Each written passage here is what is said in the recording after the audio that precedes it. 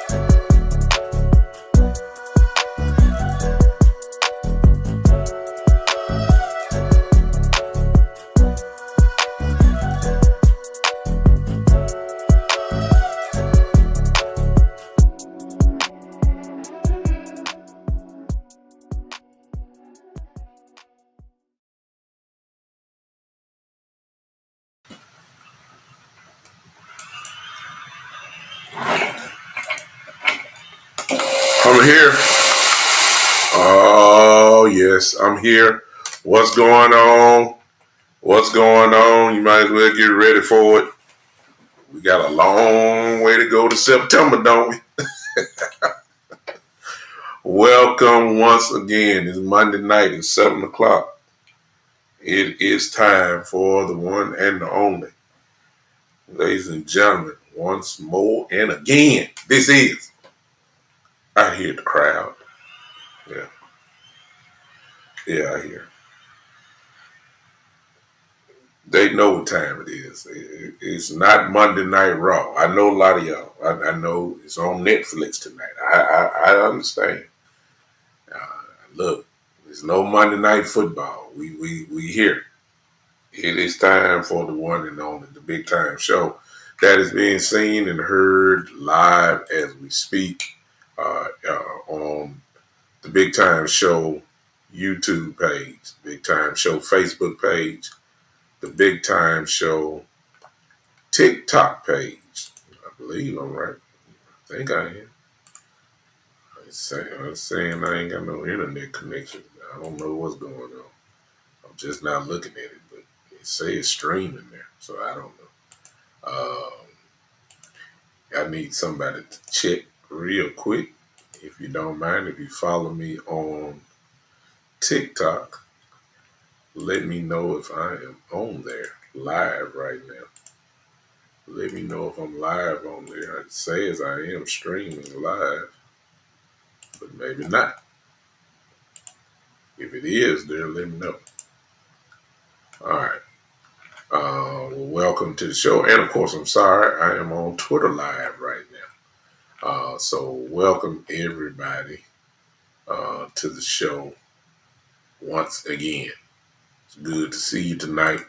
We're not going to be too long tonight. We're just going to have to see what's going on. See what you guys want to talk about. The debacle from yesterday, as I always say, the Cowboys always either win spectacularly or we lose spectacularly. Now, winning and losing spectacularly does not mean that we blow people out or we get blowed out. It's always the way we win or it is the way we lose. And in true Cowboy fashion, 2 seconds left on the clock after they scored the touchdown. It just never fails. It never fails. And so we lose to the Washington Commanders. Marcus Mariota thought he was at Oregon again. You know, former Heisman Trophy winner, and he played like he was trying to take away Jaden Daniels' job. So it's really, you know, it's unbelievable the ways that we have lost games this year, heartbreaking losses. You know, we get blowed out. I mean, it's just. Let me just say it like this: I'm kind of glad it's over now. I'm kind of glad it's over. And so now, officially, well, it started yesterday. As soon as we walked back to the locker room, I said it to a lot of friends. Welcome to the 2000, the beginning of the 24-25 season. The season, next year's season, is now. It don't start at the draft. It don't start at the training camp. The season actually starts now because this is the time where your hopes get refueled, if you'll let me say that. Your hopes and all your little dreams start all over again, and all the hope starts all over again, and all that type of stuff. So we're here again to and it hurts. It still hurts. Let me speak to everybody before I get really rolling. Hey, Miss Ty, I see you, and then I see uh, Tommy. What's up, man? How you doing, sir? And then I see Lee Harrison. What's going on? Then I see Alex Beard. How you doing? I know you definitely are already showing me you are a hater of the Cowboys, which is okay. I don't have no problem with it. There are many haters, and there are many lovers of the Cowboys. Good to see you pop in on me tonight. Hope you stay. And I'm quite sure I'll say some things that you'll get a kick out of because you don't like the Cowboys. I get it. I ain't got no problem with it. You're welcome here. So all haters are allowed. Oh, I don't mind at all. So let's get it going. I don't know where to start, y'all. To be honest with you, let me start off here. Uh, we have an owner who really is J.R. Ewing. You have to be a little bit older. If you're older, then you know exactly who I'm talking about. If you're young, you just Google J.R. Ewing, and you have to start watching some old Dallas from the TV show Dallas. You have to start watching some of the, what JR used to do in order to understand what I'm saying.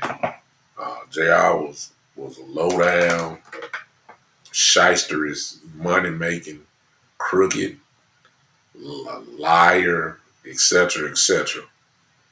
And yesterday showed me that he fits the description. They kind of out of the same guy. They deal in oil. That's what Jerry made his money, oil. Doing all that type of stuff. So Jerry did his there. JR was that. So it's kind of the same thing. And Jerry showed again why he's J.R. Ewing. Y'all know the story by now that Cooper Rush was in line to make $250,000. All you need to do is play a small percentage of the game yesterday, and he would have acquired another $250,000 as pay. And personally speaking, I know it's business, but $250,000 to Jerry Jones is nothing. It's like us going to the grocery store, going to the gas station, and you buy, if you need $39 for gas, and that extra dollar was spent on buying some gum or candy, that's the equivalent of $250,000 is to Jerry Jones. We're talking about a multi-billionaire. $250,000 ain't nothing. He just didn't want to pay him. He didn't want to pay him for that, and that's why I believe we saw Trey Lance yesterday. And he really showed his low downness, and then to make it worse at the end of the game, and I'll get to Trey Lance in a minute. But at the end of the game and in his interview immediately after the game, after he talked to the team, somebody called him out on it and asked him about it, and y'all by now have heard what he said. He said he wasn't aware of Cooper Rush needing to play X amount of minutes or whatever to get the incentive. He said he didn't know. He wasn't aware, which makes it even worse if that's a true, even though I know it's a lie. Because you're the general manager. You see what I'm saying? You're the general manager. And you know all the contracts you supposedly negotiating. You and your son negotiating them. So you know what they need for incentive-based contracts. You know what it says. You know what I'm saying? That's just a flat-out lie. You knew what you were doing. Even though everybody says that by Monday, everybody knew Trey Lance was going to start. Excuse me, which makes it even worse because you just didn't want to pay him. You were fully aware of the $250,000 that you just didn't want to pay Cooper Rush. I thought it was low down. Me personally. I thought it was horrible. I thought it was raggedy. As hard as Cooper Rush has worked, whether he's leaving Dallas or whether he stays in Dallas, it's just, just the principle of the thing. But I'm not surprised, no. Because Jerry, it kind of fits Jerry, don't it? It kind of fits him to do something like that. So that was the first thing. I'll get back to Jerry because Lord knows I'm going to be talking about him for the next God knows how many months until we start playing again. So I'll save some of the stuff for Jerry for a little bit later. But Trey played good. Y'all know me. I will admit it. If you play good, I say you did. If you play like trash, I'll say you played like trash. And he played good enough that for some, it makes you wonder what would have happened if he would have been the number 2 quarterback 4, 5, 6 games ago. Now, keep in mind, Cooper Rush won some of those games as well. So, it wasn't like we lost every game and all that type of stuff. So, Trey still, to me, a lot of throws, very inaccurate. And that comes from not playing. That comes from not, getting the reps in, enough. And when you're the third quarterback on the team, you're not going to get a lot of reps in the first place. You're not. But Trey, despite that, Trey played pretty well. The offensive line played pretty well. In my view, running backs played pretty well. It's just we lost the game at the end. You don't expect us to score 30 points with Trey Lance. So the points that we scored, I said, oh, okay. We'll just have to take that. But, it's just the way we lost again. So with all that being said, the Washington Commanders win again. Another late game and another gut-wrenching type game. They won plenty of those this year.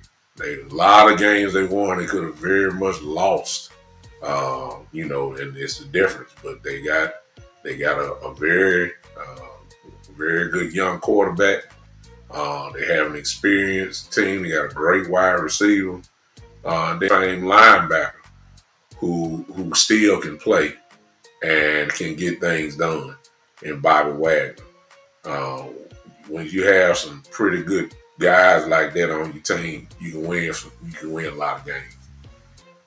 But the thing that I want to say about yesterday is that with the win, it made Washington 12-5. Sound familiar? 12-5. Dan Quinn comes in, and in 1 year, takes a team that only won 4 games last year, flips it completely around, And now they are 12-5. I'm gonna ask y'all again, 12-5. Now let me take your mind back. You do remember that Dan Quinn, the first year when he turned the defense around, teams wanted him to be the head coach. He did not leave. As a matter of fact, Jerry paid him some more money to stay. He did. And then the very next year he did. But it seemed like after the way that we got beat up by Green Bay in the playoffs, I believe that Jerry decided to keep him. Many of us were asking for Dan Quinn's head right then after the Green Bay loss. And he ended up staying. And I believe that was the reason why Dan Quinn left. Because he figured it was his time now to be the head coach. And I believe that part of him was waiting to see if our coach McCarthy would be able to keep his job, and he did. And I believe that's the reason why he left, Dan Quinn. And Dan Quinn has showed us that he's definitely ready. Now, nobody's expecting Washington to win the Super Bowl, but nobody expected Washington to be in the playoffs either. Nobody. Especially with 12 wins. Nobody. And Dan Quinn is probably the coach, one of the coaches, before we start calling all these names out for coaches. And that's if, of course, he stays. But it's amazing to me how Dan Quinn look like he's ready to go. So it's kind of eerie to me to see it. Washington plays next week. We already cleaning out lockers. The team had a meeting today, cleaning out the place and all that stuff. That's the first, I guess, X off the board. And now we play the waiting game. And believe me, because Jerry loves, all this drama, have everybody talking every day and all that type of stuff. He lives for this. So the thing is, you have to, you got until January the 15th, supposedly, before he's actually really free. Until then, he is the property of the Dallas Cowboys. So that's why you saw today that the Chicago Bears, they had to request to talk to Mike McCarthy and get permission to talk to him. Cowboys can grant it, and then they can say no. But I'm quite sure they're going to do it. In fairness to Mike McCarthy. And what he's going to find out is that there are some other teams that want him. There's going to be some other teams with all the firings that we've heard, at least of today, and the previous firings. Trust me, somebody will hire Mike McCarthy next year if he wants to coach. He's too good of a coach. I don't care what y'all say. He's too good of a coach, and he can coach. No question about that. He has won the Super Bowl. I don't care if it's 20 years ago. I don't care if it was last year. The bottom line is, it ain't too many Super Bowl winning coaches walking around right now. And there have been plenty good coaches who never won the Super Bowl. Mike McCarthy is one that has won it. So I don't want to, y'all can, whatever. Mike McCarthy is a program builder. Wherever he goes, when he leaves, he's won more than he's lost. It's bottom line. You can win with a coach like that. There's other factors that are involved to reach the ultimate goal. But Mike McCarthy would be perfect for a team like Jacksonville, who fired their coach today. He'll be perfect for somebody like Chicago. He'll be perfect for a team like Tennessee. He'll be I'm just saying, because he's a program builder. Teams get better when they hire a Mike McCarthy. The track record showed it. Can't take it away. It is what it is. But he may not be for us because, all we holler is Super Bowl.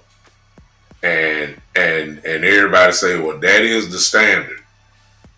Yeah, it's the standard. But this organization hadn't been really close. It was the 90s standard. The 90s teams.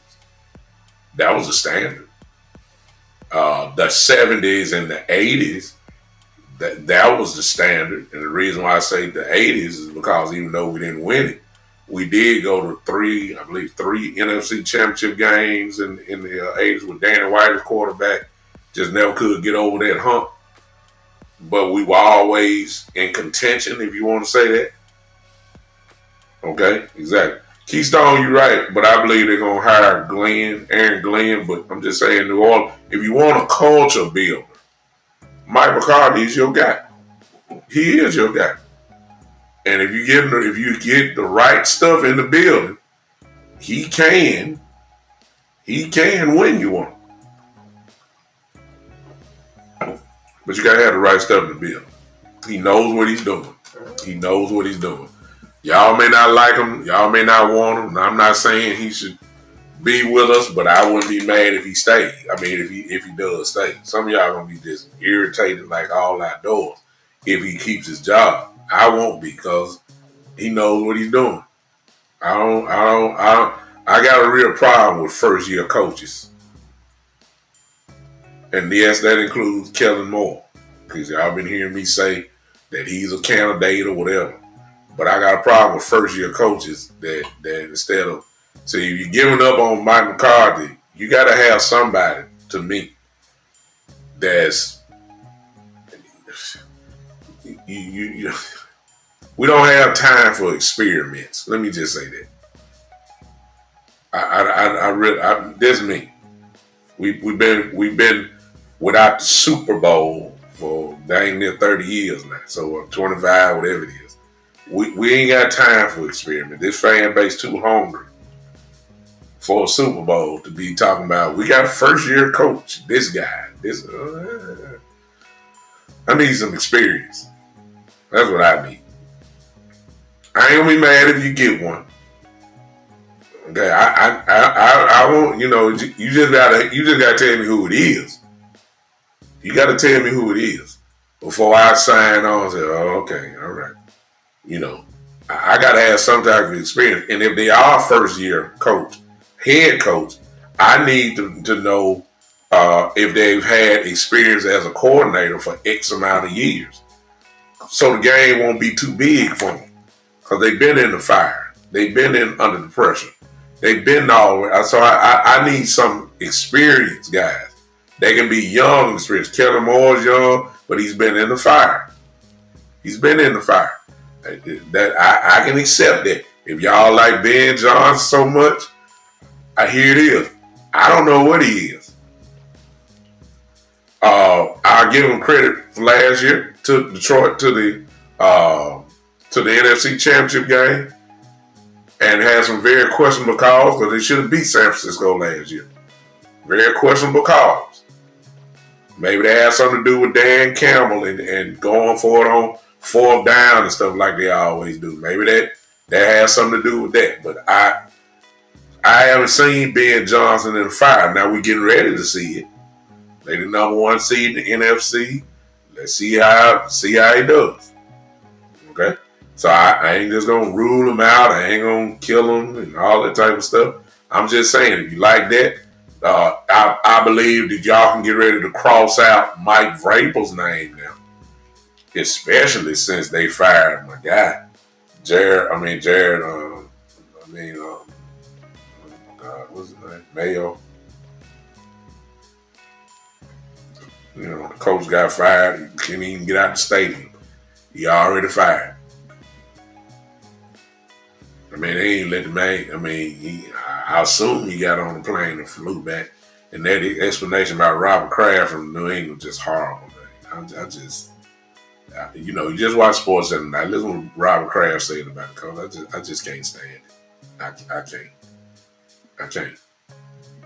It really, really irritates me how the chopping block is so easy to give to certain coaches. And no, I'm not making this racial, and I'm not saying. I'm just saying, 1 year, what you hiring for? If you only gonna let them go, you know what I'm saying? What you hiring for? 1 year with a team that was already horrible, as if that was really gonna be. I don't know, Keystone. I think Vrabel will be in New England next year. I mean, that's home. That's home for him. I really believe it. I really do believe it. I believe Vrabel will have that coaching job there. I think y'all can get ready to cross him out there. I really do. That's just my opinion, though. So you got to tell me who it is if you let McCarthy go. Some folks like to. I haven't heard crazy folks. Well, I ain't gonna say crazy because I ain't gonna say nothing about that because you just never know. Somebody talking about Jason Witten, and I'm like, I love Jason as a player. Hall of Fame type guy. Will be a Hall of Fame guy, but I mean, in that kind of like experimenting to the highest level. I understand he won two state championships in high school. Obviously, he knows the game. There ain't no question about that. He knows the game. He knows what he's doing. As far as on the high school level, he does. But we talking about the NFL now. I don't know what Jason has for a staff. That's just one of those, again, feel good stories if Jason comes. And I'm just like, I can't deal with that either, man. I'm just sorry. If you say Zimmer is the coach, I can deal with that better. I just need to know who Coach Zimmer's offensive coordinator is and all that type of stuff. But bottom line is, we ain't going to know until dang near the 15th anyway because Jerry going to ride this out. And I'm saying, like, man, we need to have this stuff in place. So whoever it is going to coach, if it's not McCarthy, let this man get his staff together so they can get ready to go to the East-West Shrine game. Let those guys get together so they can start scouting. Let the head coach get his staff together so they can get ready and start preparing for the combine. Don't wait till the last minute. But we all know that's how Jerry operates. Because he wants the headlines. I wouldn't be surprised if he announced who the guy is at the Super Bowl. Who the head coach is. I'm serious. This is where we are. And Jerry irritates me, man. He's starting to irritate me now. He really irritated me yesterday the way he did Cooper Rush. And I said, the man just low down, man. I believe Jerry already knows, to be honest with you. The real question to me is this. I don't think it's really about Jerry. That part, I think Jerry just want to play it out. I think he already knows. His mind is already made up. I believe, really, this is McCarthy. Because, if you Mike McCarthy, why would you want to come back to this?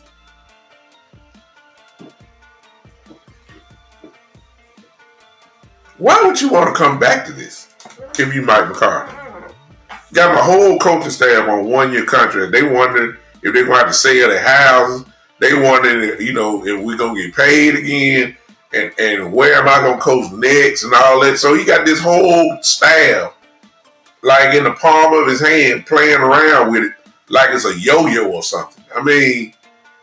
You see what I'm saying? Why would Mike McCarthy is too structured of a guy to be in a situation like this.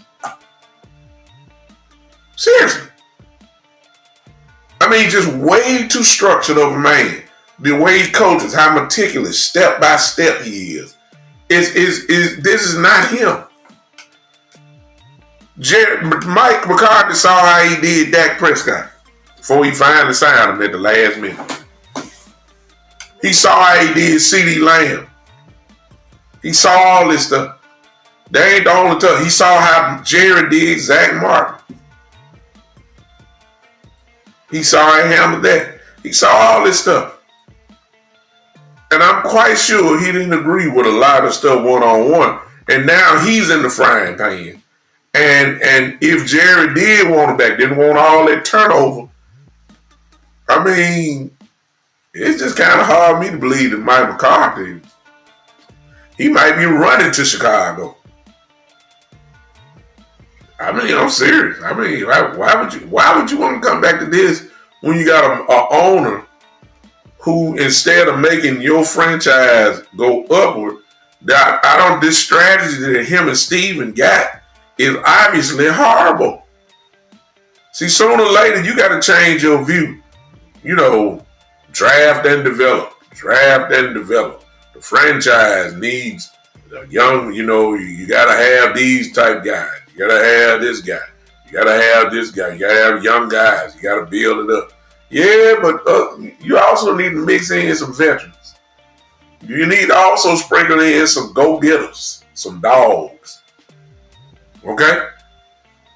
I don't know why and you ain't going to get it because it's already been proven that Jerry and Steven are not paying for those type of dudes. Yeah, you're going to get free agents. Yeah, you are. But it's going to be the Donkey Kong Pac-Man free agents. The crackerjack free agents at the bottom of the barrel for depth, not impact. They never get free agents for impact. They always get free agents just to fill out rosters. That's all they do. So you're going to get some free agents, but you ain't going to get nobody worth screaming about. So on that note, let me go ahead and kill some of y'all dreams right now because, see, y'all about to start falling in because I done seen it already. Seen posts about it, and it's just unbelievable to me how we fall for the same mess every year. Somebody already pull out. Tyreek Hill. The odds are he's odd that he need.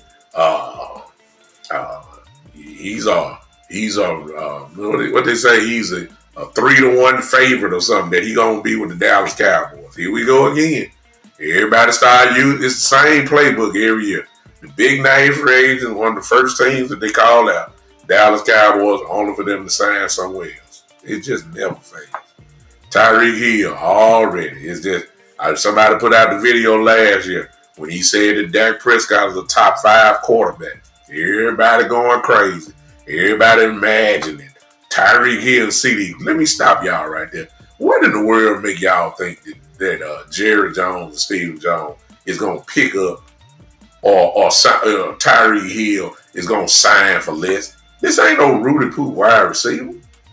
You really believe that he going to pay CeeDee Lamb $34 million on one side and then pay Tyreek Hill dang near $30 million on the other side? Are y'all crazy? Stop it.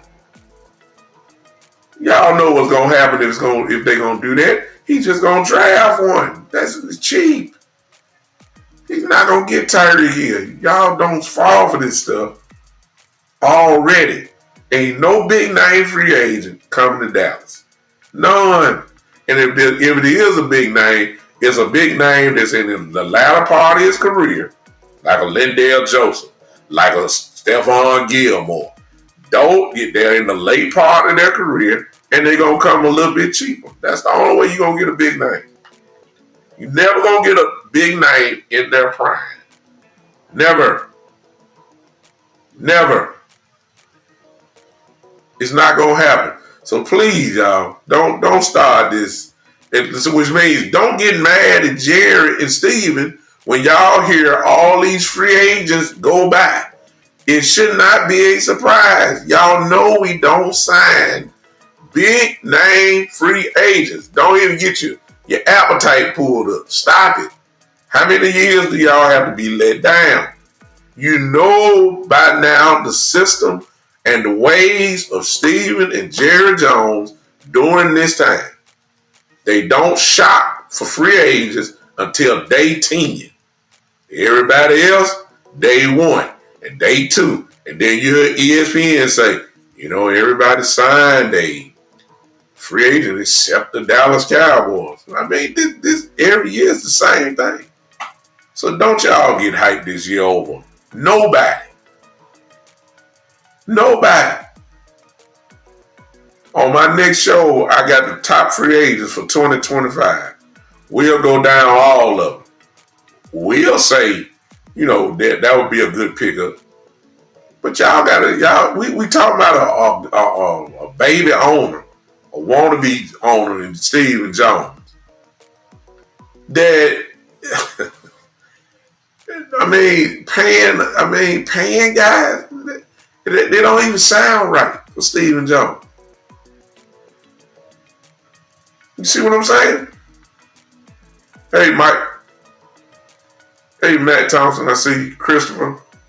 Hey, Mr. Taylor. How you doing? So don't y'all get excited at all about any free agents, top-notch free agents. Don't y'all do it again, y'all, because y'all was hype over Derrick Henry. I told y'all, we ain't signed no Derrick Henry. A couple years ago, we got hype over Bobby Wagner. They ain't offer him a contract. They didn't even call Derrick Henry. Stop it. Knowing that it'll make it better.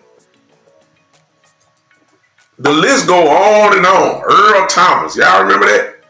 Earl Thomas. Look, we just stop it. Earl Thomas ran them down. Please come get me. Y'all remember that? Y'all remember that? Just come on now. How many years we got to keep saying this? Stop it. That's what I'm here for. Now, some of y'all ain't going to listen to what I'm saying, and y'all get mad. Why? Come on, Jerry, make the deal. Jerry ain't making no deal. They are dedicated, ladies and gentlemen, to 10 picks in this year's draft. That's what they're excited about. Why? Because it's cheap. And there are some people in there of which I consider some home run picks. Not a double, not a single, not a triple. Flat out, Babe Ruth, Barry Bonds type home run. There are a couple of them in there. That's how they feel they're gonna get better. And then they'll get you a free agent that's at the latter part of his career, and not gonna cost you a whole lot. I'm saying that, and I'm saying that they will probably, now if you want to go future, and I'm really off my notes here, but I guess I'm just flowing. I'm thinking if they do spend a little money, okay, it will be in the cornerback position. And the only reason why I'm saying that is because of this reason here. Diggs had ACL last year, and I think they pushed him back too early. Now he's having microfracture surgery on that same knee. Well, that's recovery time. And how do we know that Diggs is going to be right even after this surgery? And he had that late part of this season. I've seen some say that you can recover within 6 to 8 months. And then I've seen some say it take another whole 10 to 12 months for full recovery. So in other words, do we know if Diggs is coming back? You see what I'm saying? So if we're going to spend some money, just a little, money, it'll be something like what we did with the Stephon Gilmore guy. Maybe we'll go get a quarterback that has a vet. None of these guys they put out there last year.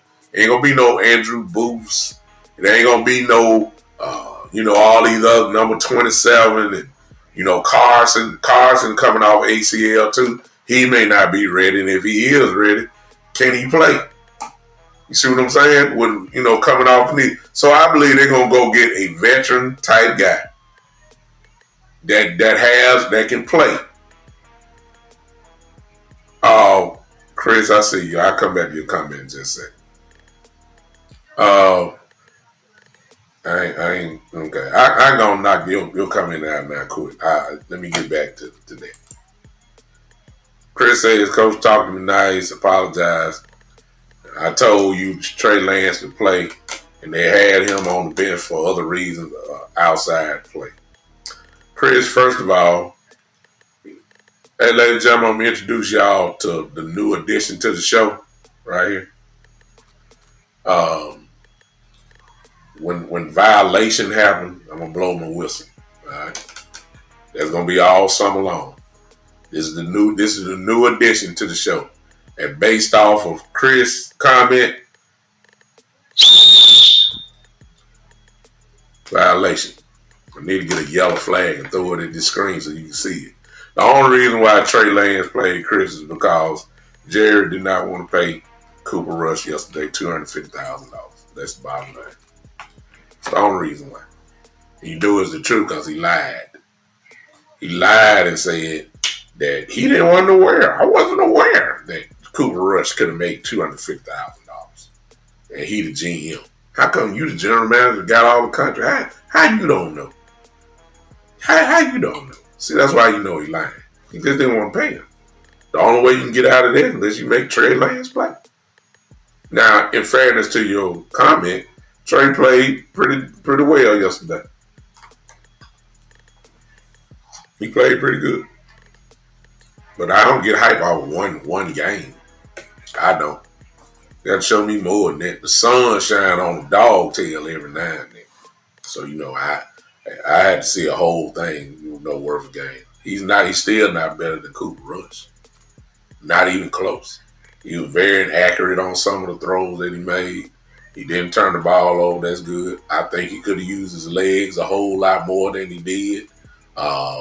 He just didn't score in the red zone. They just didn't score. Kick field goal. Now, go back. I believe that the Cowboys, because of the cornerback position, even if they draft one, you're not going to put a rookie cornerback out there to start day one. You're not going to do that. At least you shouldn't do that. I believe that you're going to get a veteran cornerback out there. Now, who that is, I don't know. I have to look at some free agents. It may even come from a trade. Who knows? But I believe the Cowboys are going to go get another cornerback like they did Stephon Gilmore.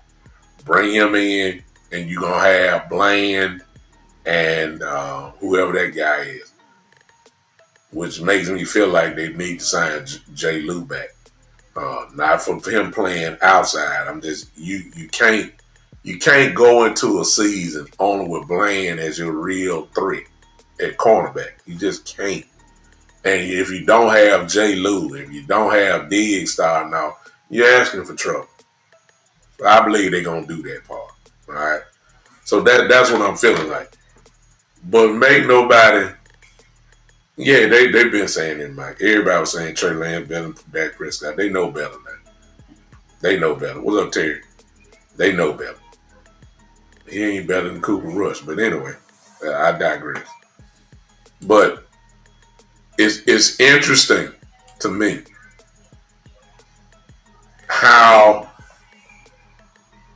they're going to attack this. So the first things first, before we start talking about the draft, and before you and I get on here and do the draft simulator together, and y'all come up with y'all brilliant ideas for a draft, trade back and trade up and all that kind of stuff, I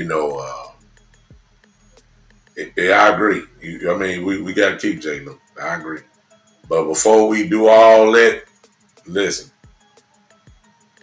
we got to know, number one, before y'all start talking about free agents, before y'all start talking about draft, first thing on the dot is who's the coach. We can't do nothing until that happens. Because if you're bringing in a new coach, now your draft style may be totally different from what Mike McCarthy wants. For instance, I'm just throwing a name out, even though I believe he's not coming. I believe he's going to New England now. And that's Vrabel. Vrabel is a defensive-minded coach. He may want some defense. Load up on his defense. That's what he may want. And we're going to tell the coaching staff, we're going to tell the owner, the general manager, whatever. We're going to tell the scouting department. These are the type of guys I like at defensive tackle. Mike Zimmer may like this type of guy. I like this type of guy. So you got to Whatever the rules were for McCarthy and Zimmer will be thrown out the door. Now you got to learn about this head coach. Now you got to learn about his offensive or defensive coordinator. You got to learn what they like in order to run their system of defense. That's what I'm saying. We ain't got time to be wasted. We got to find out who the coach is. If it's Mike McCarthy, easy. We already know what Mike likes. I'm quite sure that Zimmer will get the first crack at being defensive coordinator. Hopefully he stays. If that be the case, we run it smooth. Okay? So if that is the case, we good. But if it's a whole new crew, we got to hurry up. We got to put some gas on, put our foot on the pedal here. And because the East-West Shrine game is coming up. Who's going to the East-West Shrine game representing the Dallas Cowboys? Just Jared Stevens? What they going down there for? They don't know how to scatter and evaluate players. What are they going down? I mean, if you ain't got no coaching staff, you see what I'm saying? If you don't have no, matter of fact, somebody look it up. Please look it up. Help your boy out right quick. And while y'all, the rest of y'all, hit that like button for me, man. Please. Everybody hit that like button at least 20 times wherever you watch me from. Please tell me, excuse me, no, it's not the East-West Shrine game. I'm sorry, the Senior Bowl. Senior Bowl. When is the Senior Bowl this year? Somebody let me know. Let me know the date of the Senior Bowl. Cause see, Jared gonna try to play this thing out and have everybody talking and all that when he already ready to get it done. He gonna be doing all that type of stuff, and you just wasting time because you want all the headlines and all that. We ain't got time for that now. We gotta go to work. Even if you keep him McCarthy, you got other guys on the team. Some of these guys that's on this staff not gonna go ahead and leave. They ain't fit to wait for Jerry Jones. They can get permission. I mean, they don't need 1-year deals, man. They ain't no security in Dallas. Every coach is on a 1-year deal. Are you kidding me? No, I ain't kidding you. It is what it is. It's crazy. And you got some guys that walk around like saying, man, I ain't gonna play for this dude. Okay, thank you, Jay Bryant. There it is. Look, y'all.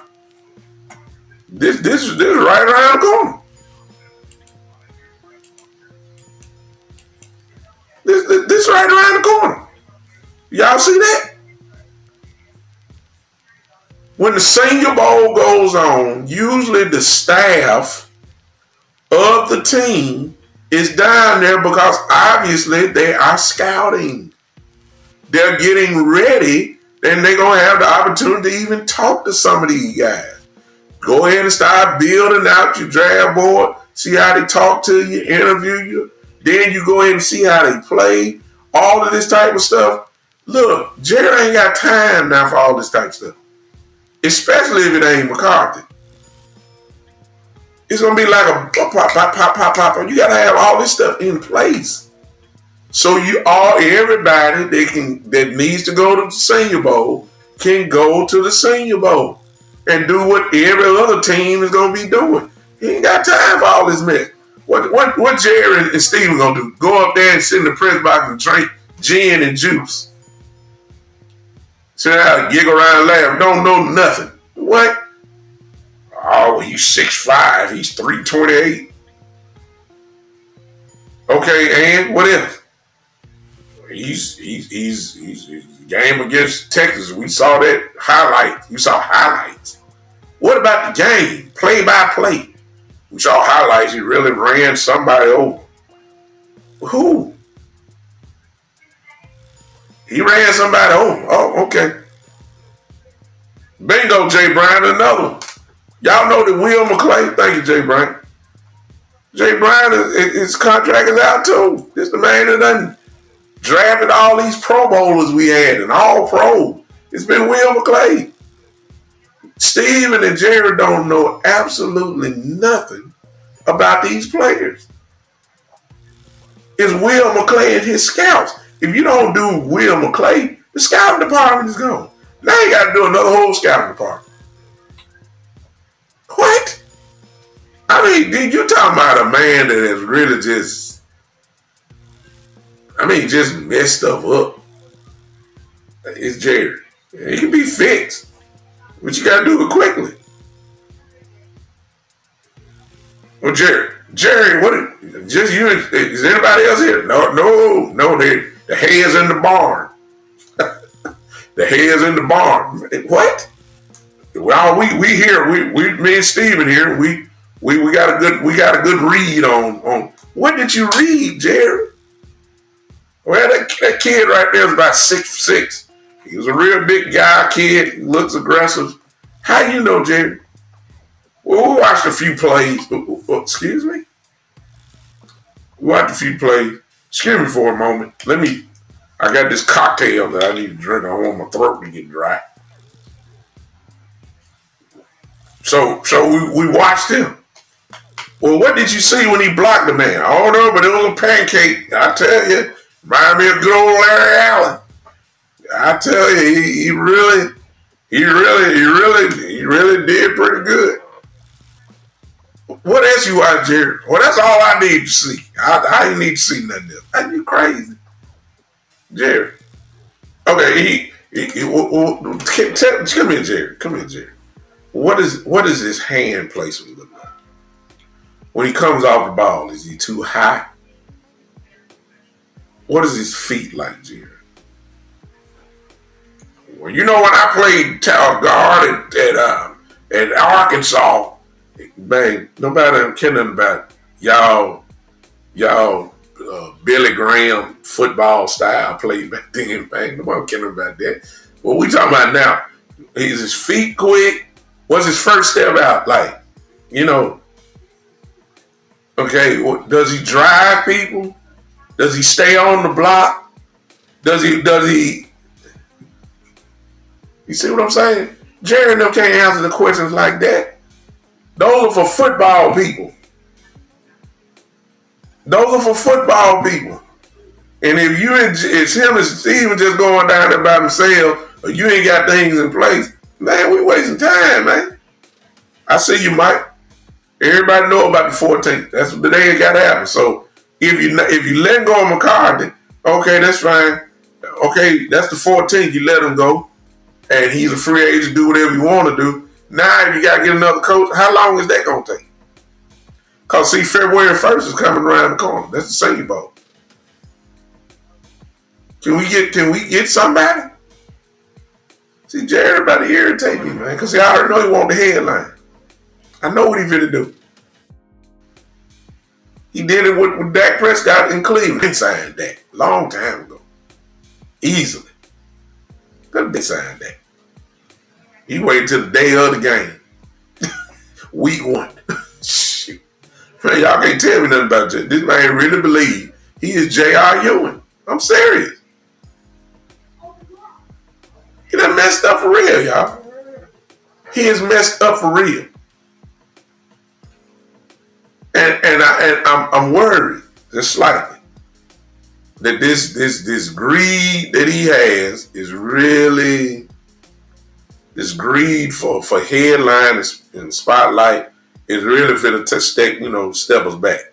Now, I said all that if McCarthy is gone. If McCarthy stays, everything is already in place. We good. We gonna go ahead and roll.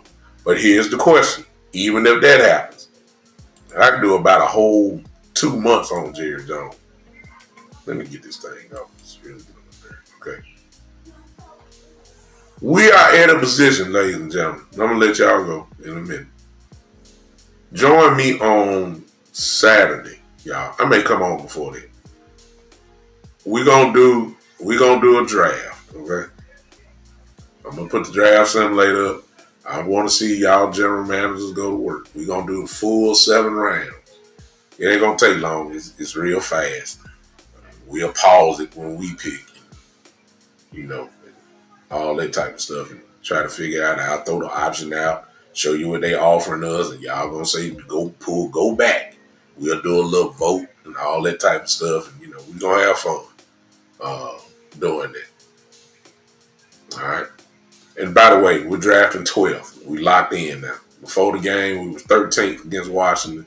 We lost, moved us up one. We're drafting 12th. 12th in the draft this year. Let me throw that in. So we'll do that next time. But let me say this in closing, I guess.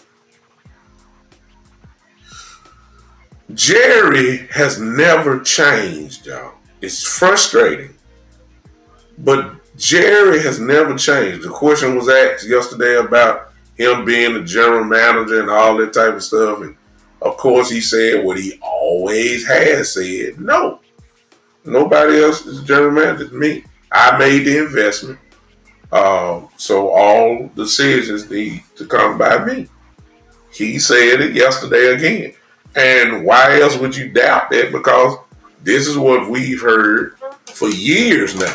So we can just give up on this dream of him letting a football man think he doesn't. Knows it better than Jerry Jones.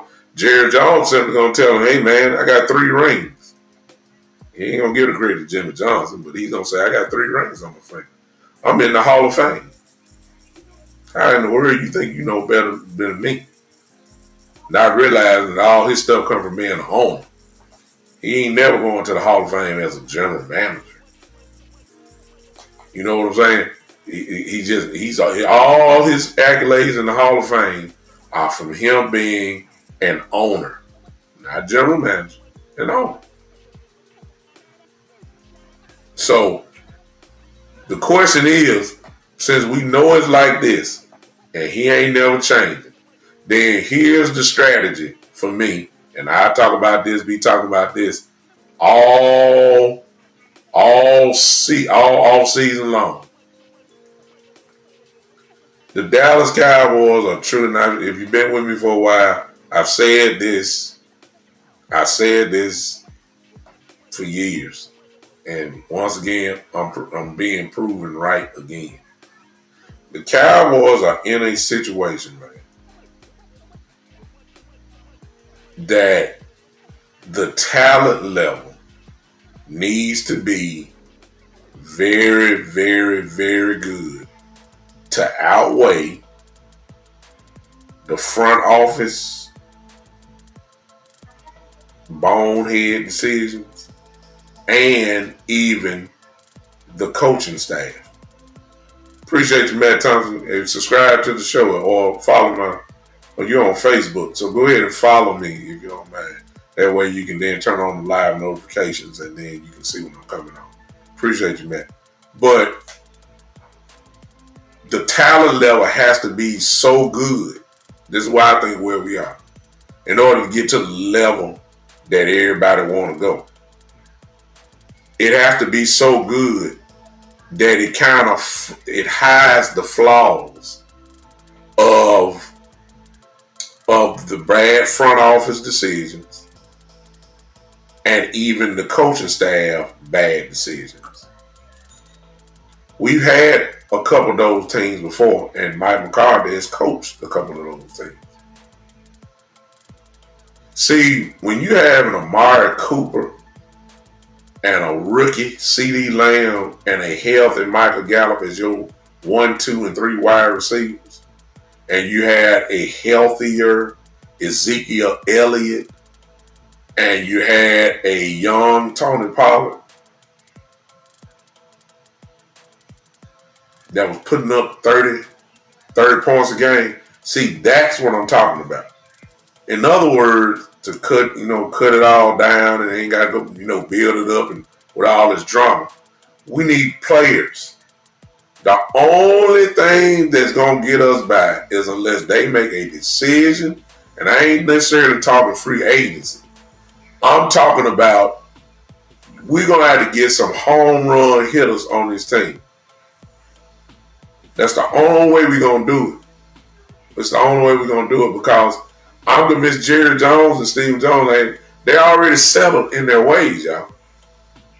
Draft and develop cheap free agents. That's been the way for the last God knows how many years. They're not changing it. They're not changing. They're not going to change that. Okay, since you're not going to change it, what can over counter that? Bona fide dogs on your team. That's the only way. Well, somebody going to say, well, those dogs are in free agents. You just said that they're not going to beat it. No, if you want to draft and develop, you got to go home runs for these picks. See, that's what I'm saying, y'all.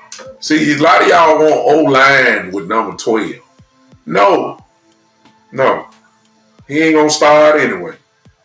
Whoever you pick, not going to be a starter anyway. And I ain't got time for no first round pick that can't play on a first round level. That's why y'all going off on Guyton right now. And see what I'm saying? I don't want to waste no time till they get right. We ain't got time for all that. If you want a home run hitter, get that. Exactly. By the end, you get exactly what my quote is. In order to get, since the system is in place, no big time free agents, only depth chart free agents, and the depth chart free agents can get you there too. Because it was just a couple years ago where we got a Dexter Fowler. We re-signed Dorrance Armstrong. So that rotation on the pass rusher was just crazy. Led the league in sacks. All them turnovers happened. You got good on the depth chart free agents. If you're going to do that, go give me a dog then as a depth chart guy. There's some dogs that play the depth chart. You're going to have to go get me. So at 12, I can go and tell y'all now, don't be talking about me about no line. Y'all, look, if they do it, that's fine.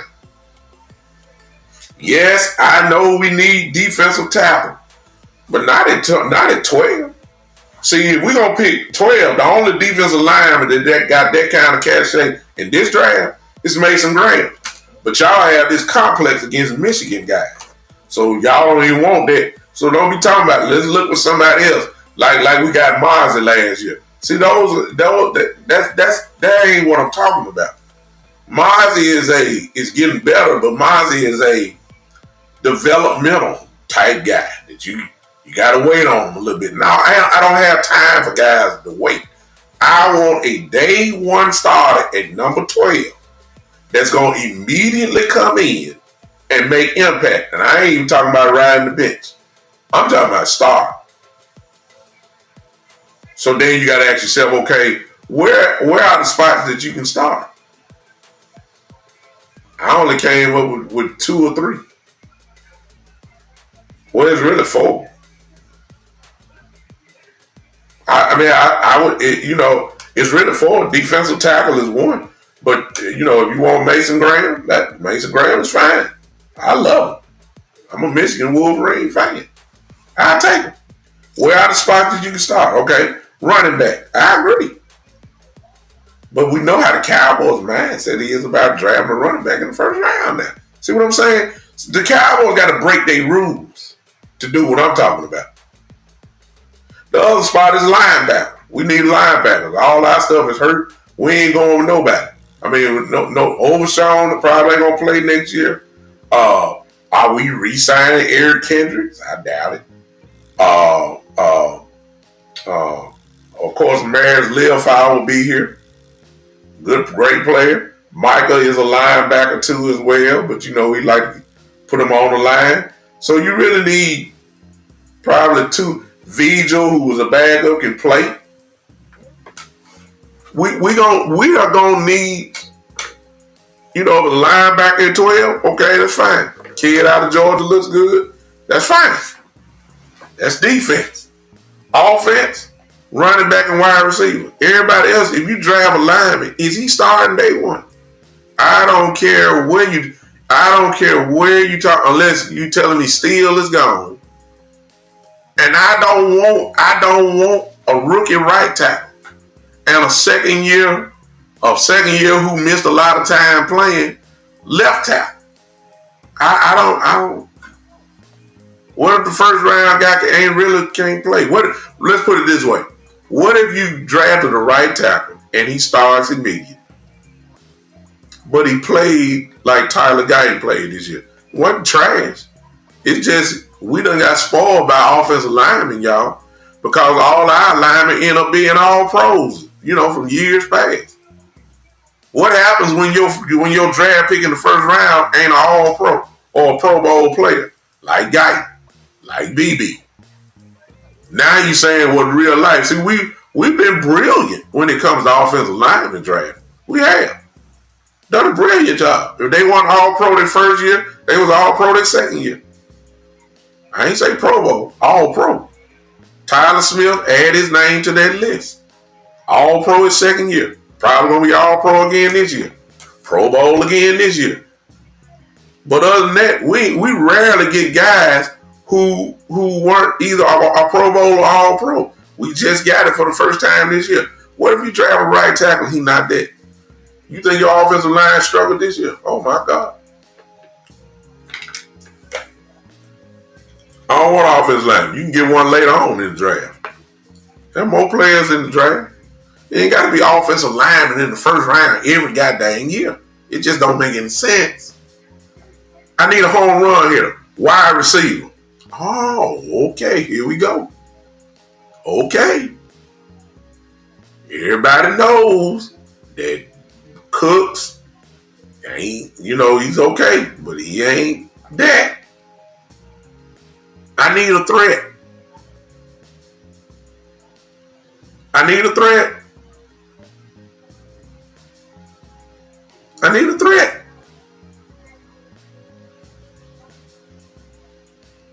I need. Okay, Bobby. You say DN. I'm gonna come back to wide receiver in a minute. You say DN. Okay. Then my question to that is, Sam Williams is coming back, and then I doubt that DeMarcus Lawrence is getting signed, and especially at a crazy price. However, he might, he's a Cowboy for life. He might do a friendless, deal. I don't know. I doubt it. But if you get D-Law back signed, watch out, y'all. Guess what? D-Law will start. They're loyal too, remember? They're loyal. So D-Law will start. You got Sam Williams, who's coming back next year. You got Micah. And it looks like you got, Lawson deal is coming out, but they need to re-sign Lawson. I love him. And then watch this. Last year, didn't we just pick up Marshawn Nealon? The quote-unquote replacement for D-Law? Remember that? So if you get a DN, Bobby, it just don't sound right to me that you're drafting a DN to be a rotational piece. See, when I draft this high in the draft, and the Cowboys don't get this many times because they usually win enough games that they're drafting, 20 and below. You see what I'm saying? 19, 20 and below. When you get this chance right here, you got to hit a home run. I don't want rotational guys. I want day one guys that's going to do it, which goes back to wide receiver. Everybody talking about Dak this, Dak. Okay. If CD is really the only real threat, because it ain't Jalen Tolbert. It's not Brooks. It's not Mingo. I mean, I ain't seen Dak play with Mingo yet, so the jury's still out with that. And that's probably the route the Cowboys gonna go knowing them. They're gonna say, well, we already drafted. We got Mingo in a trade for a 4th round pick. That's gonna be our number 2 guy. That sounds like the Cowboys too. I mean, we're not gonna spend nothing on there. We already got our number 2 guy. You don't know nothing about Mingo. Just stop it. But I believe that's what the Cowboys, to be honest with you, I believe that's what they're going to do. But it's going to be probably a killer right there at number 12. And somebody already put his name in there. That's Luther Burden from Minnesota. From Missouri. You give me CeeDee Lamb and Luther Burden. And Mingo is your 3rd. Well, that means that CeeDee Lamb go to the slot. Because Burden can play the slot too. and Bingo can play outside and in, I'm gonna tell you Dak Prescott has just reloaded that gun with some serious weapons. That's how you go back to scoring 30 points a game. You give him the weapons. You can't do it with Brandon Cooks. Brandon Cooks, as soon as he catches the ball, he want to go down. Ain't nobody scared of Brandon Cooks. Nobody. He still got the speed, but nobody's really scared of him. Nobody's scared of Jalen Tolbert. Nobody's scared of Brooks, Florida. Nobody's scared of them. They don't scared of one man. CD. Give me another receiver like Philadelphia got with A.J. Brown, Devontae Smith. Let me get somebody like Miami had, at least at the time, Tyreek Hill and Jalen Watt. Watt. Give me that 1A and 1A. Both sides. And you got Ferguson in the middle. Guess what? You're going to then give Dak exactly what he had with Cooper, a rookie in Lamb, and a healthy Michael Gallup all over again. Cowboys will score. It ain't no doubt in my mind. Because if you get Burton, he's your day one starter. When you draft him that high, you don't need rotation. You got to hit home runs. You got to hit a home run. Is Mason Graham that? See, if I got a question, I'm going to say no. Even though I know he can play. Mason Graham can play, y'all. Now, y'all don't like Michigan guy, but I'm telling y'all, tell you from me, Mason Graham can play. Saw him all year. Mason Graham can go. But when you get that, I got to have a home run hitter at 12. I got to have a home. Look, let me be honest with y'all. See, that's why I can't wait to do this draft simulator with y'all. Them first 3 picks, since we don't have a 4th round pick as of now, them first 3 picks have to be home runs. Those first 3 picks has to be home runs. The Cowboys got, and when we get to it, y'all gonna see it when we do the draft simulator together. Do y'all know the Cowboys? See, this is what the Cowboys look. And I'm fully aware that you draft, don't start until the later rounds. That's really where you start really making your money. Okay. Okay. The Cowboys got 3 picks in the 5th round. Did y'all know that? I've already done a couple simulators already. They have 3 picks in the 5th round. That's the kind of stuff the Cowboys love. No, Shane, that's the part I'm trying to tell you. That's what I'm trying to tell you. See, this is why I'm talking about having the gun loaded. I'm talking about really loaded. Y'all look what Shane says. Shane said, and he's right. Watch this. Shane says, you can have Randy Moss on the other side, but if you don't have the right scheme and play caller, it will not matter. I will oppose your statement because if you got real dogs, or I don't want to say athletes, but the talent level is so good, you may not need a scheme, Shane, because see, when Randy Moss was playing, it wasn't no scheme. It was simply throw it up in the air. That's the scheme. Randy gonna go get it. If he's double teamed, the talent level is so good, you ain't never doubled. He's open. See what I'm saying? See what I'm saying? This is what I'm talking about. This is what we're gonna have to do because of the bad coaching scheme. Because of the bad front office decisions. You go get me a quote unquote Randy Moss who can hide or mask the bad play call. It's third and 9. They run a bubble screen. Well, if you run a bubble screen with Brandon Cooks, you ain't getting the first down. But if you run the bubble screen with a quote-unquote Randy Moss, You moving the sticks.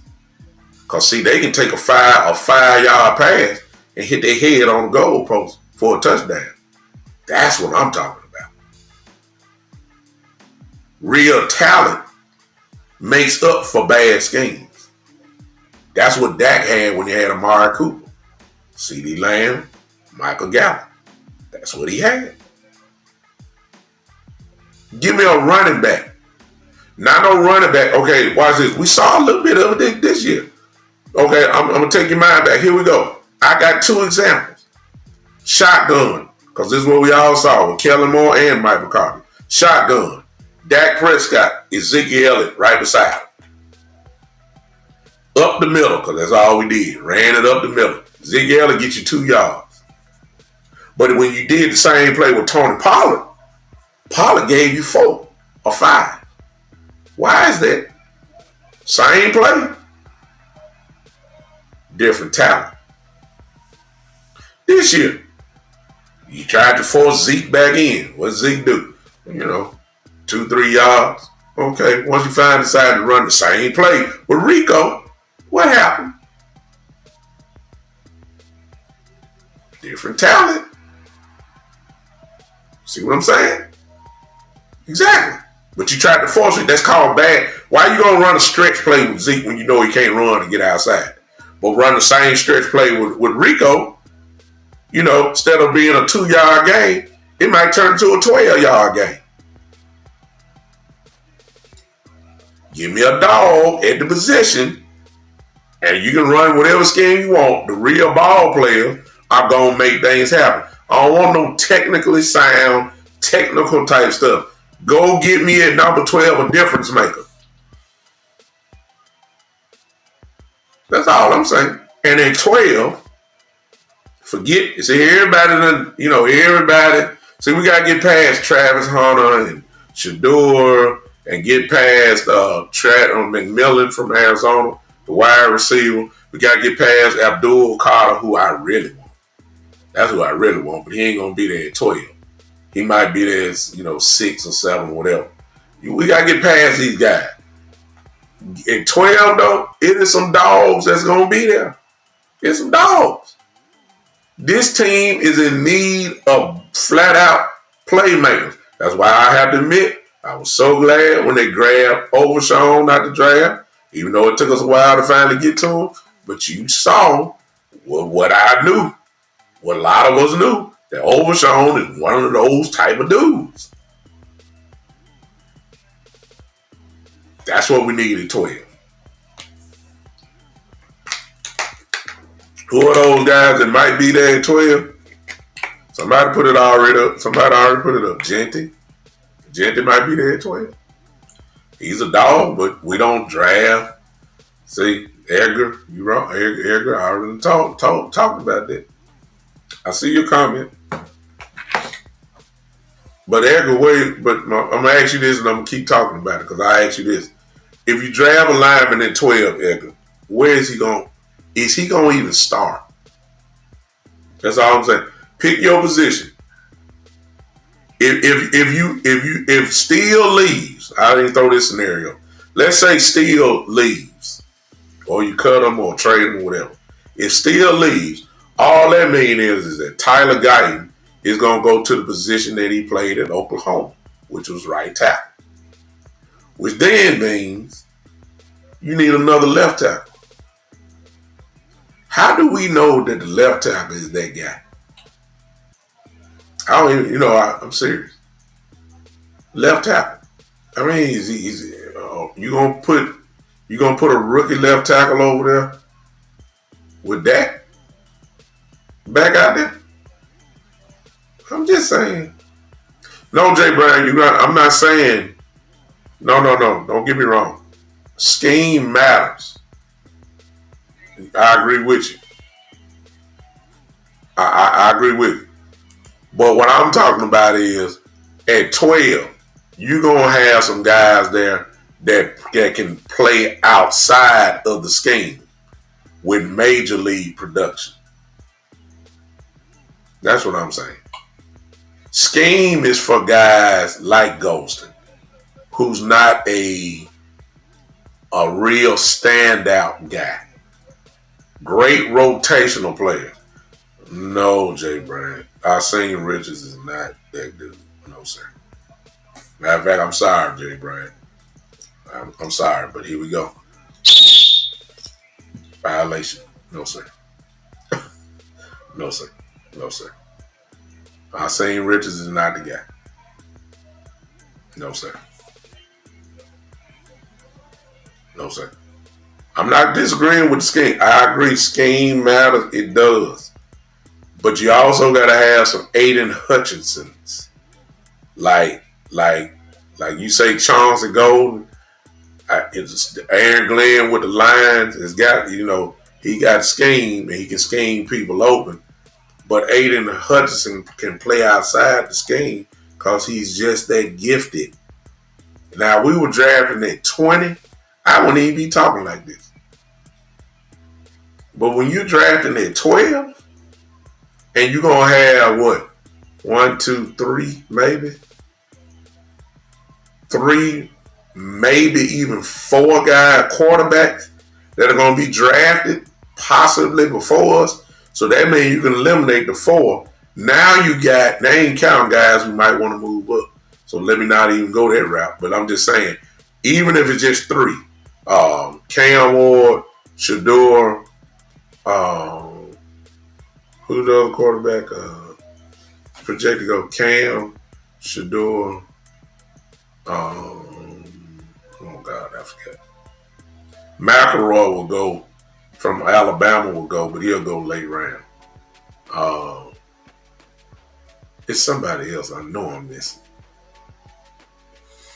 I forget. If y'all get it, y'all hear. I just named Shador, Cam Ward, Shador Sanders, Cam Ward is one more. I just totally forgot about it. It's not Beck from Georgia.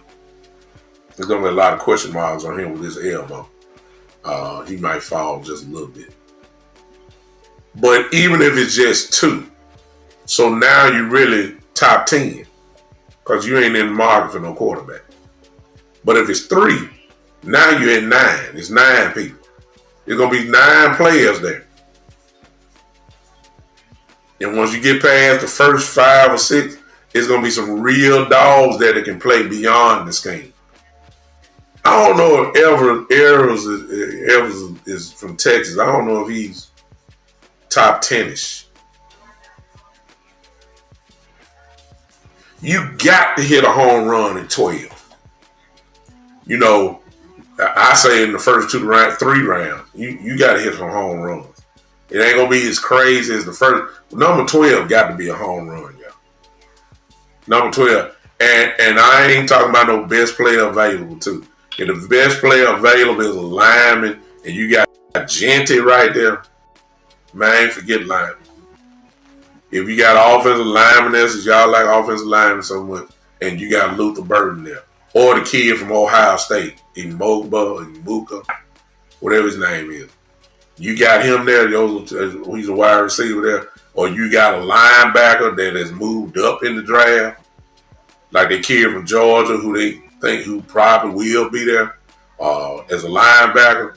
Yeah, look, you got to get this done, man. You got to hit a home run. We don't have time to get the quote-unquote Mozzie Smith's type first round pick. Experiments, develop. No. Not at 12. You got to hit this out the park, man. It ain't no question in my mind. At 12. If you ain't getting Genty, you better in the second round be giving me a running back.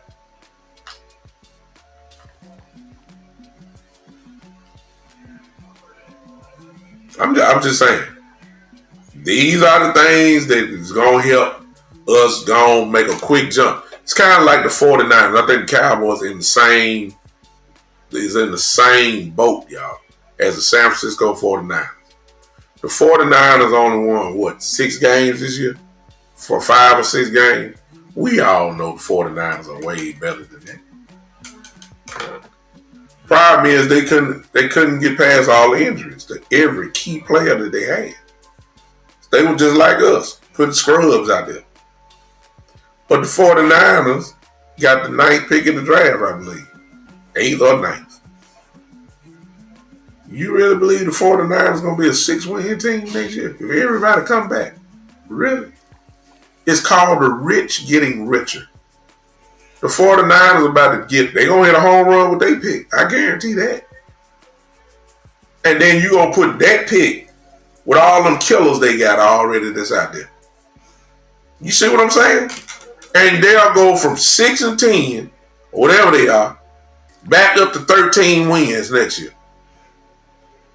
And I'm saying the Cowboys are just like that. Same boat, whole bunch of injuries. Guys are coming back, hopefully. We got a lot of free agents. I understand that's on the team. Hopefully most of those guys can come back. They'll re-sign them. You put this number 12 pick with this very talented team that we have when healthy, and you'll be right back at that between that 10 to 12 win mark, and you're going to have to do it. Now, this is the reason why I know I say it all dumb. But this is the reason why, y'all, we got to win. We got to win this draft. Because guess what? It's already taking place, y'all. The Eagles are going to be where they are for a minute. And the Washington Commanders, ladies and gentlemen, are going to be a problem for a pretty good while. It used to be all we had to look at was the Philadelphia Eagles. But the Commanders are only going to get better. The quarterback is only going to get better. I mean, they got the running backs are there. Quinn is always going to keep a good defense going. Look, we got to catch up with the division. We're a little behind. We're a little behind. We got to catch back up. So before we talk, we need to figure out again how we need to get back on top of this division. Seriously. If you ask most people to talk about our division, it'll be just like the standings are now. Most people say Philadelphia is the best team. Then they'll say Washington is the best, second best. Then they say the Cowboys are third.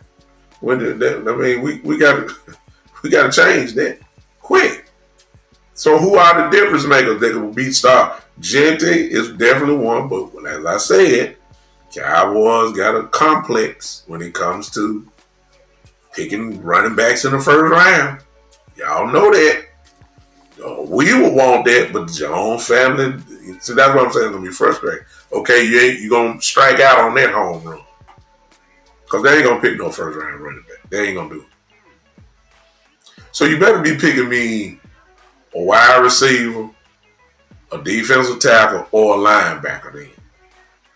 Because they can come in and start day one. That's the only reason why I'm calling it out. Wide receiver, if you get the right one, we'll start day one. If you give me a linebacker, they will start day one. If you're talking about a defensive tackle, he will start day one. Let me throw this in. If it is Mason Graham, you can kiss Osi goodbye. I think we're going to kiss Osi goodbye anyway, because Osi has played it well enough to get some serious money. And y'all know the Cowboys ain't going to pay that. See, this is what Jerry messes everything up for us in our thoughts. We all know we want Osi back, but Osi has played himself into some serious money. And y'all know that they're not going to pay him. Y'all know that. So you can kiss Osi goodbye. So there will be a need at DT. I'm already predicting this. We're the only team that punishes our players for being good. With the exception of Dak and CD, obviously. Before then, the guys had to struggle to get paid. Really struggle. They would love to have everybody in a 5-year contract, and then if you're really that good, they'll franchise you. And then after the franchise tag, they'll let you go and go. Because then they done squeeze everything out of you. Erica said, if you're saying, let me see. Erica, I don't know you, but I appreciate you popping in, sir.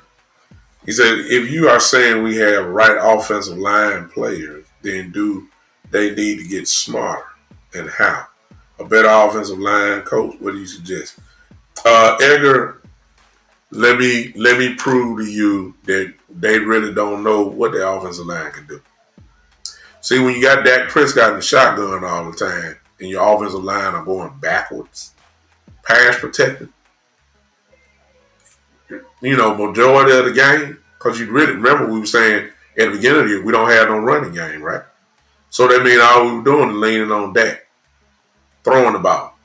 Well, if your offensive line are backing up, when are they going to lay on some people and make them tired? Okay? We saw that, right?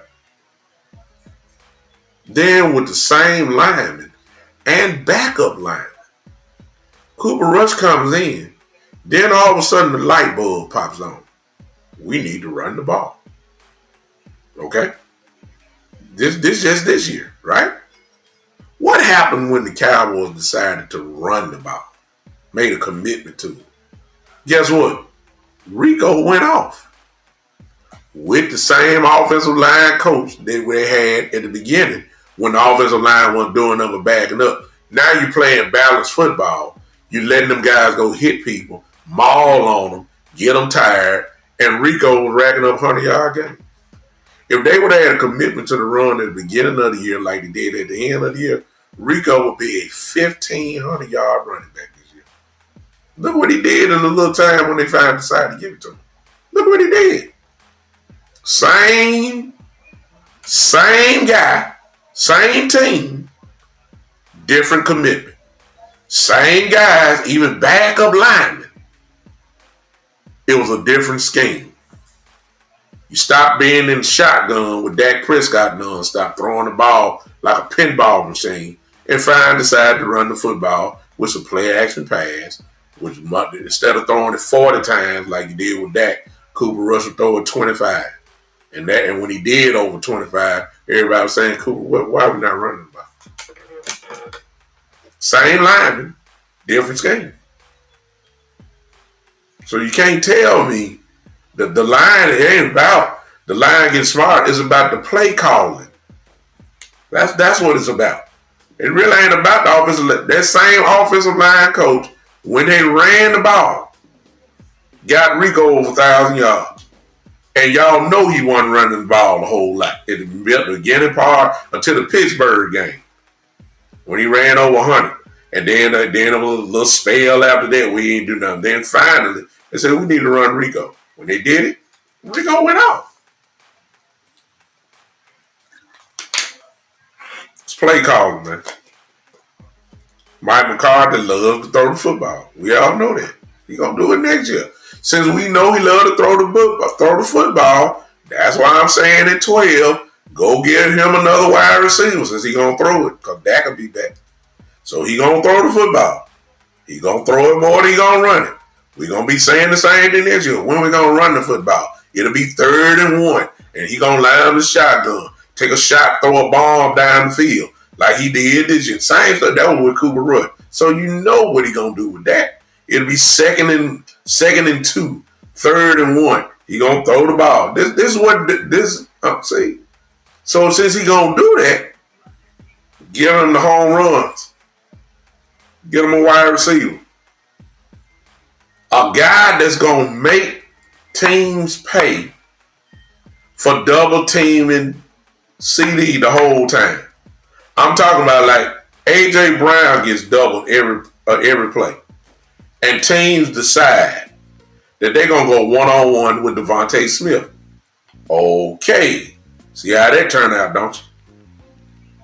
But it's because of the talent level of Devontae Smith. That's what I'm saying. See how Devontae Smith destroyed Booth a couple weeks ago? That's what I'm talking about. If you're going to keep doubling CD, and CD still going to get his numbers. 100-yard catches, 100 receptions. And he's still going to be 1,400 yards, whatever, receiving. That's what double teams everywhere. Give me another killer on the other side. Since they want to double him, I need somebody that's going to destroy some folks. Brandon Cooks ain't going to destroy people.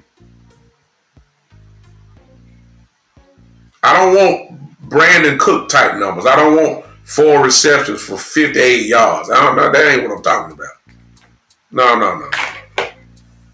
I want a guy that's going to catch six catches And when you look up at the stats, he had about 85, 90, 100, some 120 yard receiving, because he going to make you pay for going one-on-one with him.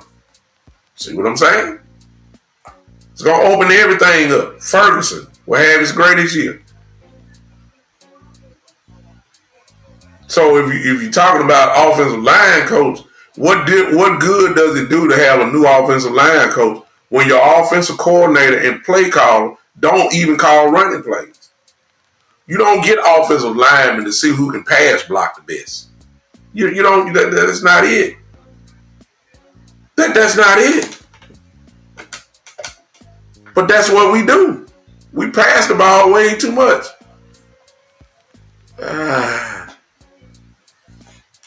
William, I'm going to hold off on Mingo. The only reason why I'm saying that is because I haven't seen Mingo with that yet. But me personally,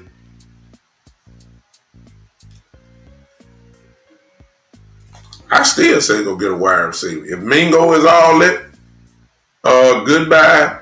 Whoever, you ain't worried about Brooks. You ain't worried about Flournoy. You know Turpin is dangerous, becoming more dangerous every week. I would take Turpin as a number 5 receiver or 4. Give me it's kind of like CD Lamb dropping dead in their left. They had Michael Gallup and they had Amari Cooper.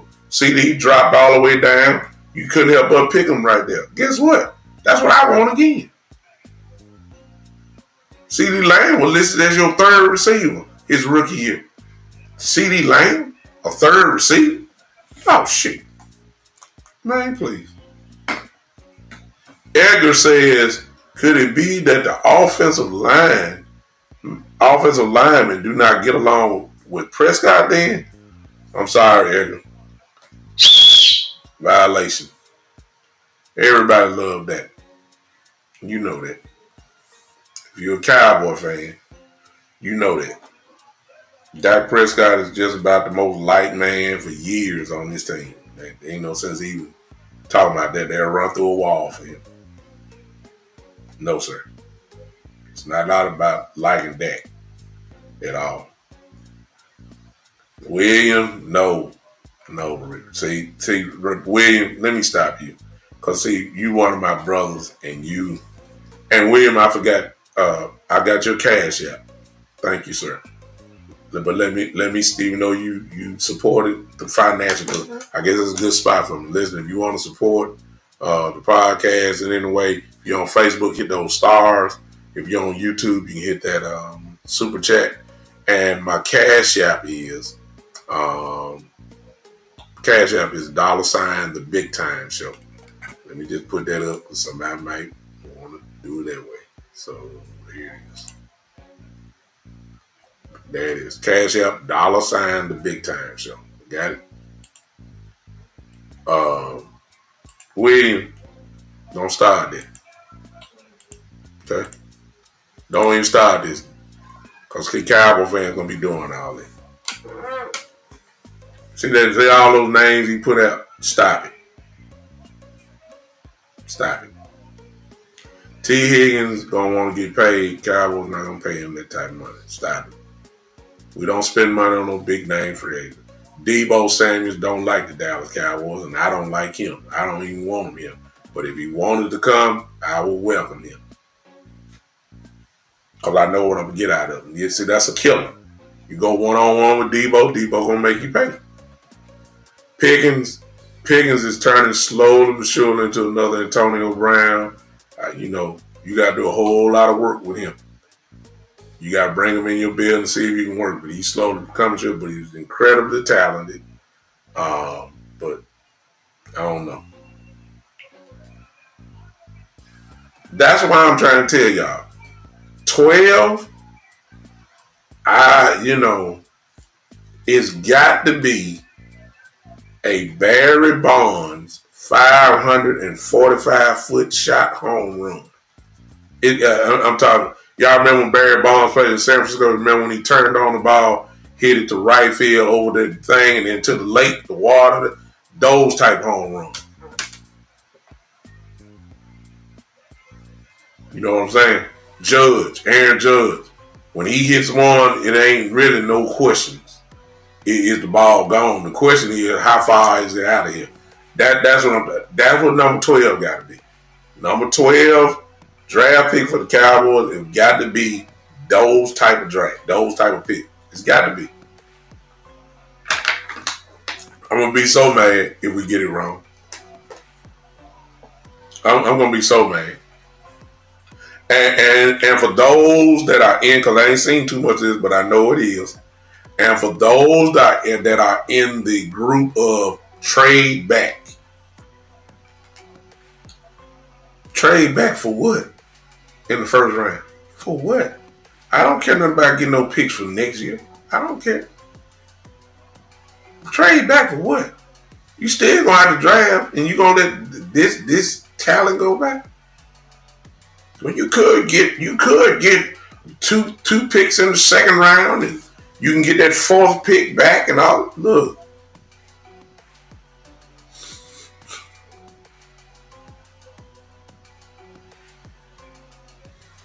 Man, I appreciate that, Mr. Edgar. Appreciate it. Mr. Edgar, if you don't mind, how old are you? That'll tell me. Yeah, exactly. But see, and William, let me start. Let me know how old you are, Edgar. I'll tell you why you like me.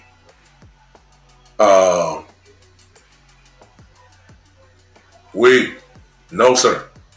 Because then, now look, it's like I said, William, and you bring up something nice here, but when you say trade up, William, how far you trading up? We're at 12. So who do you want that's up there? Who do you want? Because when you say that right there, I know you got somebody in mind. So who do you got in mind? And then I can tell you kind of where they're already projected to be picked at.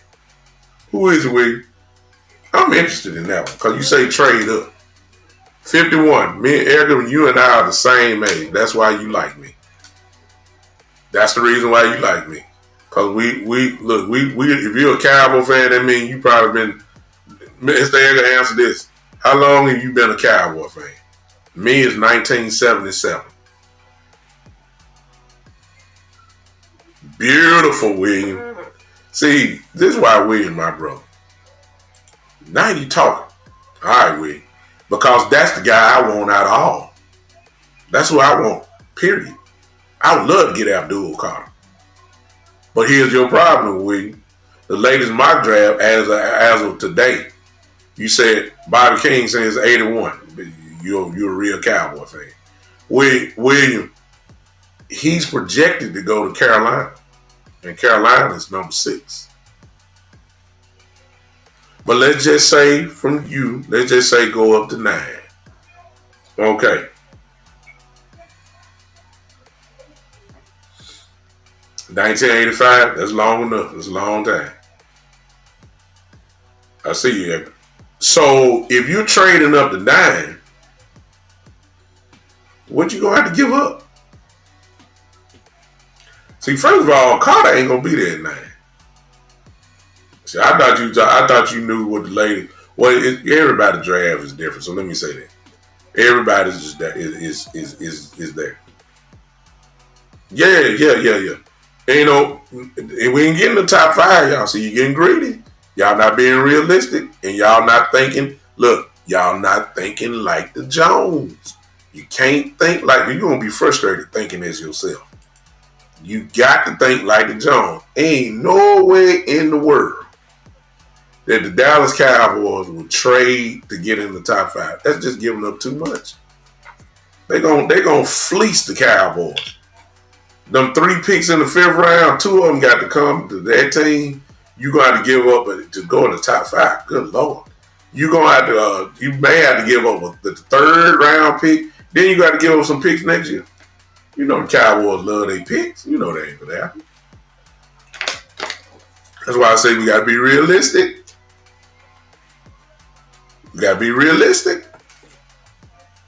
You gotta be realistic. I get what you're saying. You said Carolina got a lot of needs. I'm sorry. Let me get it up. Got a lot of needs. They may trade back. Dallas loaded with picks. Everybody know the Cowboys got 10 picks.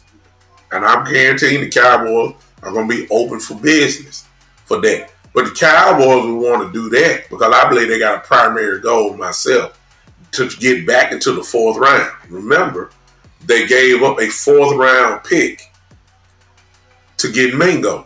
I believe with these picks they have, they're going to sneak back into the 4th round some type of way. But they ain't trading up with it. It's going to cost too much. Now, they would trade up in this scenario. Let's just say Carter made it to 11 and the Cowboys are picking 12. I believe you'll see some action then. But then how much is that going to cost? It won't cost as much as moving the top 5 odds or even the top 7.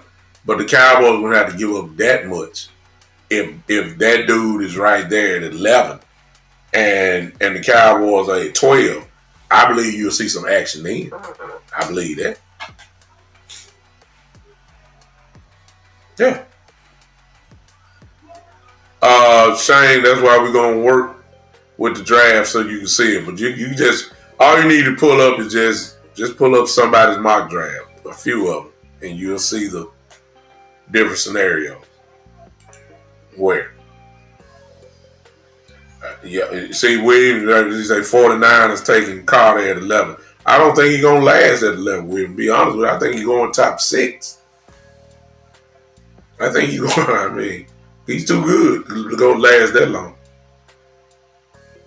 Carter's going to be in the top 6.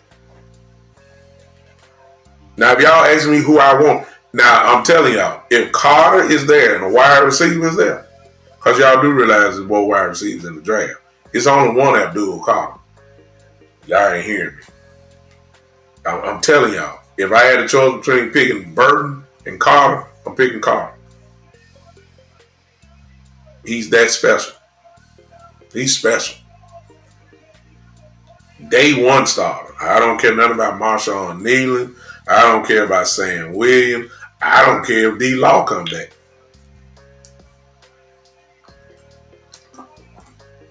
Actually, Williams, they got Mason Graham right there in our range. 11 or 12. Well, I saw one today that had him going to Jacksonville. And that's up there. Y'all see how much fun we getting ready to have, y'all? Oh, we've been having some fun. I'm going to be doing a whole lot of drafts as we get closer. And remember now, remember, a lot of things can change. I'm not speaking these young men as they have a chance to change their lives, but there are always some injuries that's going to happen there. Lord, please don't let nobody take their ACL, that type of stuff.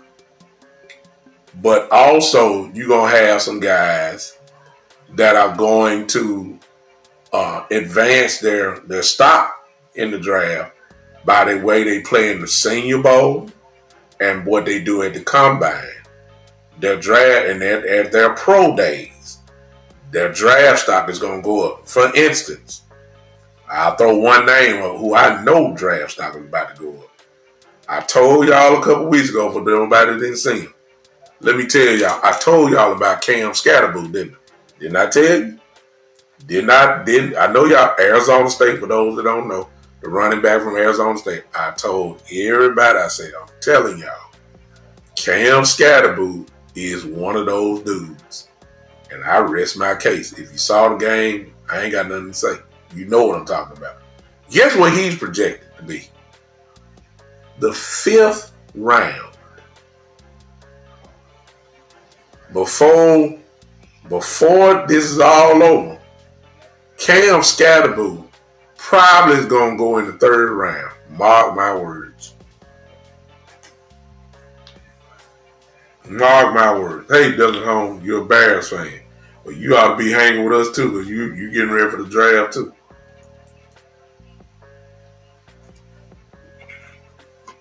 You see what I'm saying? Cam Scatterbull is one of those guys. Oh, you know the Cowboys are always gonna be in the UFL. You're right, Shane. That's where the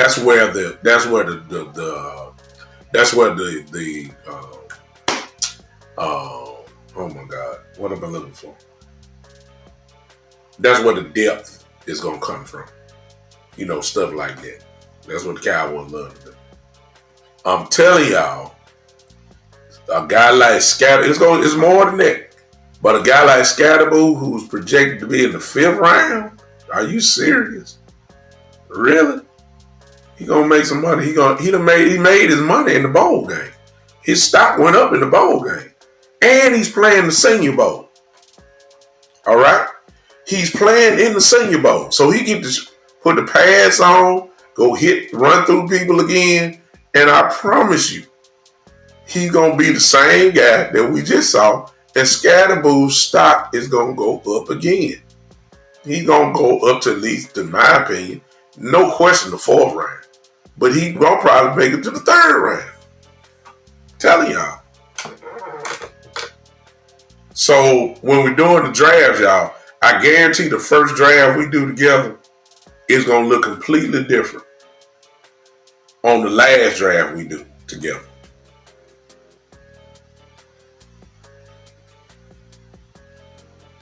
Oh yeah, depending on who it is, but I would do it with you. But see, I ain't gonna get frustrated. I ain't thinking like me. I'm trying to think like the Jones and they cheapness and they sap calorie wishes, and I ain't even trying to think like me. With the Cowboys are the only team in the world that have trouble with talking about the salary cap when everybody else figured out. Everybody else got all pros everywhere. Everybody else signing contracts after contract. Cowboys get scared for signing one man. See, this is how we got to think.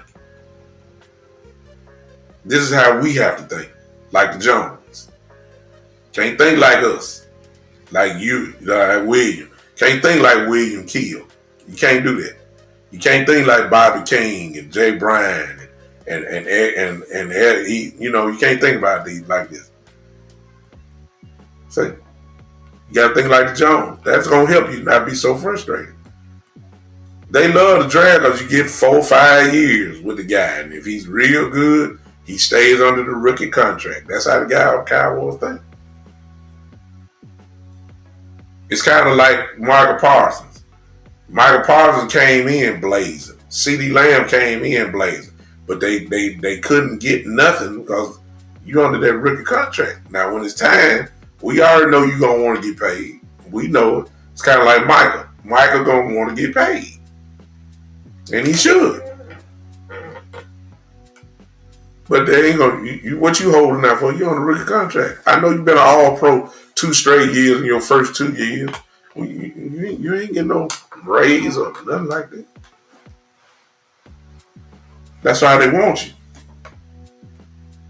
you. I love a Quentin Williams and all that.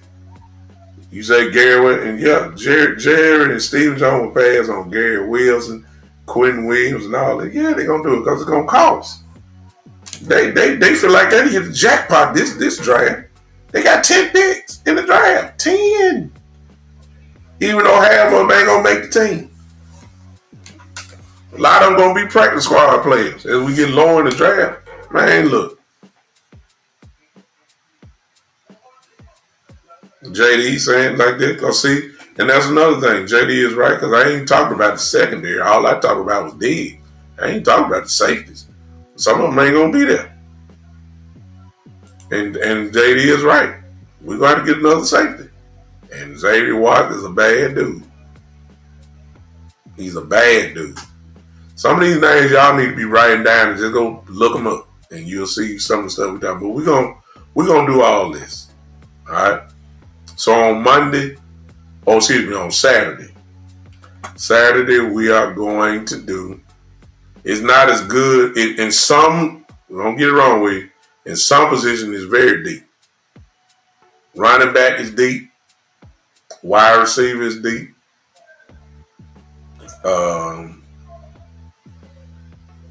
Linebacker is pretty good. I'm talking about depth through all the way out. First through the seventh round. It's pretty good. You know, as far as offensive linemen go, though, it's not the best offensive lineman draft we've done seen in a while. I mean, not really great, but, you know. It's just like if you look at the mock draft now, like, notice the lineman that's in the first round. It's really not, at least mock drafts. It's not what it usually is.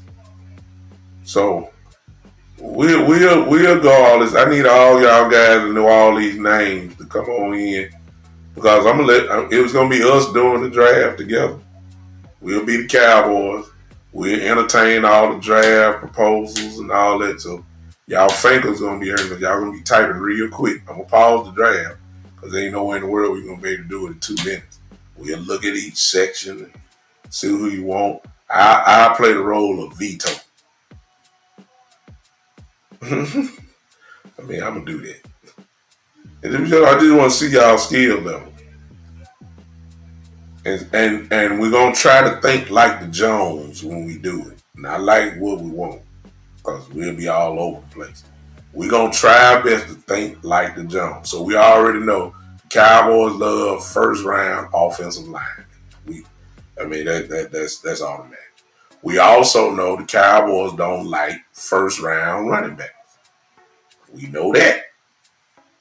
So that's how I'm gonna be saying, like, I know Genty might be there. And y'all say, Genty's on the board. Big time, Genty's on the board. I'm be saying, like, at 12, y'all know good and well. Y'all know we're not gonna do that. Shane says, are you satisfied with the production out of the right ends? The tight ends or the tackle? Do you think we need to upgrade that position? Are you talking about the tight ends?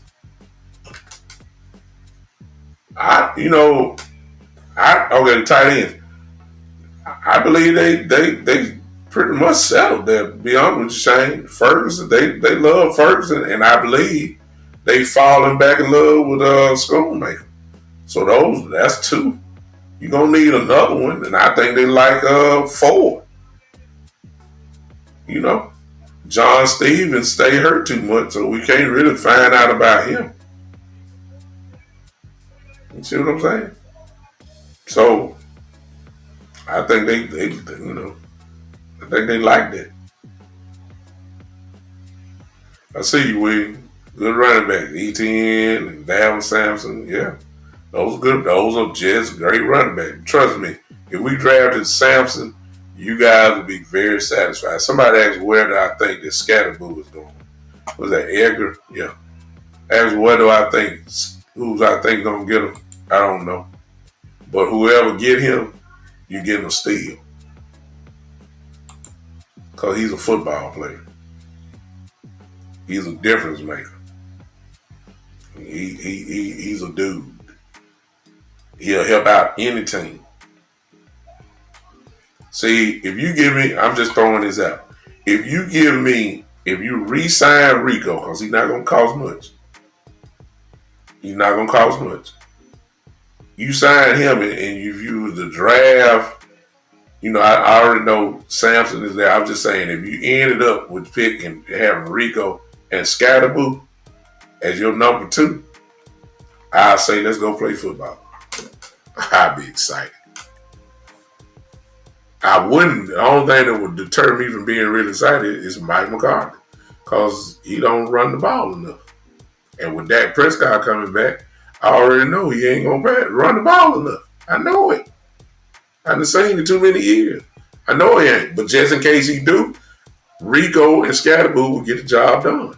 Now, there are other running backs above Scatterboo, but Scatterboo is the truth. I'm serious. I'll be saying, let's go play football. If we go get a Sampson or ETN or the kid from North Carolina, are we going to pass the ball? I mean, are we going to run it? See what I'm saying? Mike McCarthy, I only want to get in because I already know the answer, and that started frustrating me. Bobby Carter don't like running the ball, and will have all this talent here.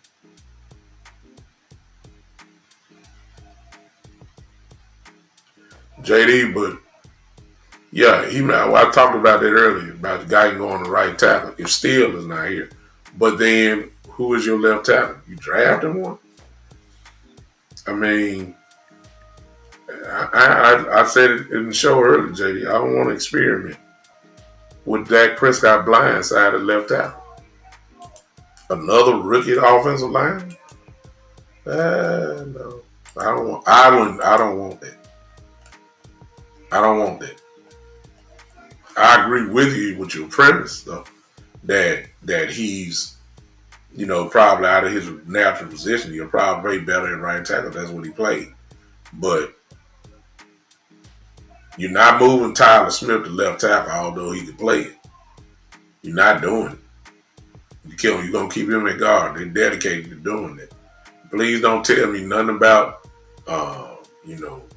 Emoga or whatever, Boca, whatever his name is, and Hassan Richards, and nope.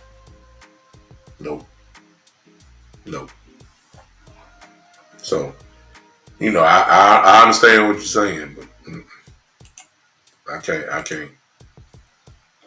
No, I ain't got time for rookies, and I don't have time to be experimenting and going through all that again, like we had to go through it this year. No, sir, I don't want it. Exactly. Be signed Hoffman, yes, sir. No doubt about that. I agree. Guy can't beat out the backups at left tackle. He'll be better next year, though, JD. Blindside tackle is too important to ignore with a player that can't be consistent. And it's also too much of a chance to risk bringing in a rookie left tackle. You got to keep in mind from what they reported, what they were saying, guy was playing injured too. It does make a difference. A guy going to play better next year. That don't mean that he'll be an all-pro, JD. I'm just saying that his experience from the games he did play, I think he'll be better. And plus, again, JD, this is the Dallas Cowboys. Think like the Jones. You know they don't give up on guys that they put out of position. And Connor Williams is the best example of that.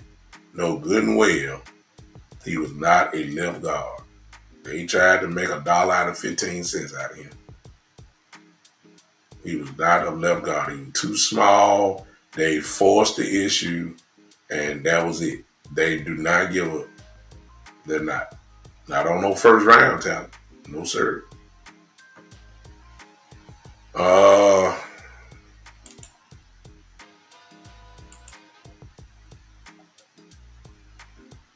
Okay, what was it? Jay Bryan said, what's the difference in Hassan Richards and Brock Hoffman?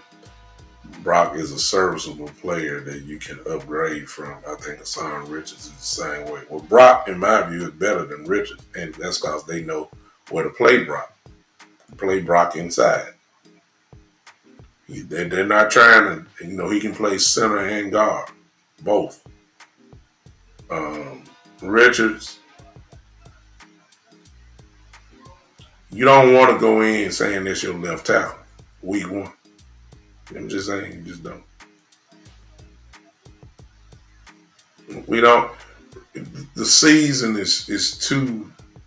See, I'm saying if we're healthy, I'm saying the Cowboys are right back next year if they're healthy, not just killed by injuries like we were.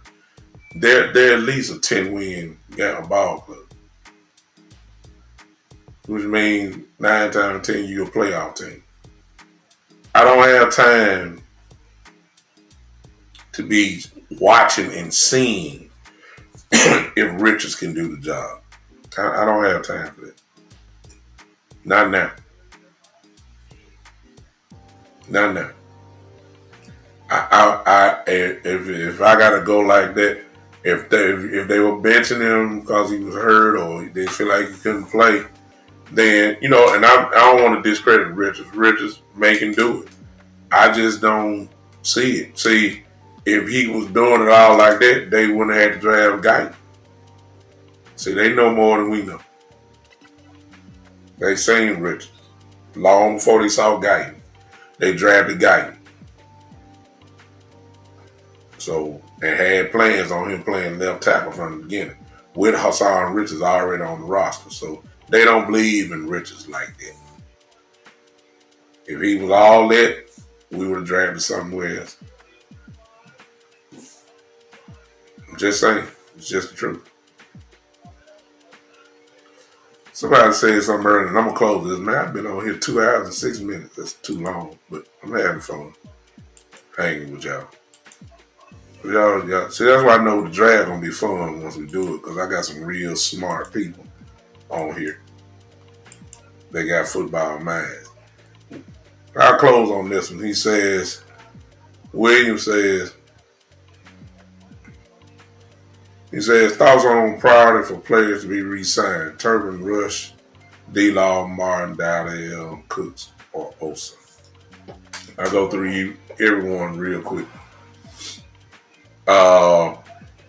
JD, I like what you said before I read it. You said if Banks is there at 12, he would be a Cowboy. I like Banks. I do. And he's worth that 12 pick. I'll give you that. All right. William, Turpin, without a doubt, had to be re-signed. No, it shouldn't even be a debate, but it's gonna cost you because he's an All-Pro returner and he's been to the Pro Bowl twice. That costs. If Mike McCarthy is the coach, I want Cooper Rush back.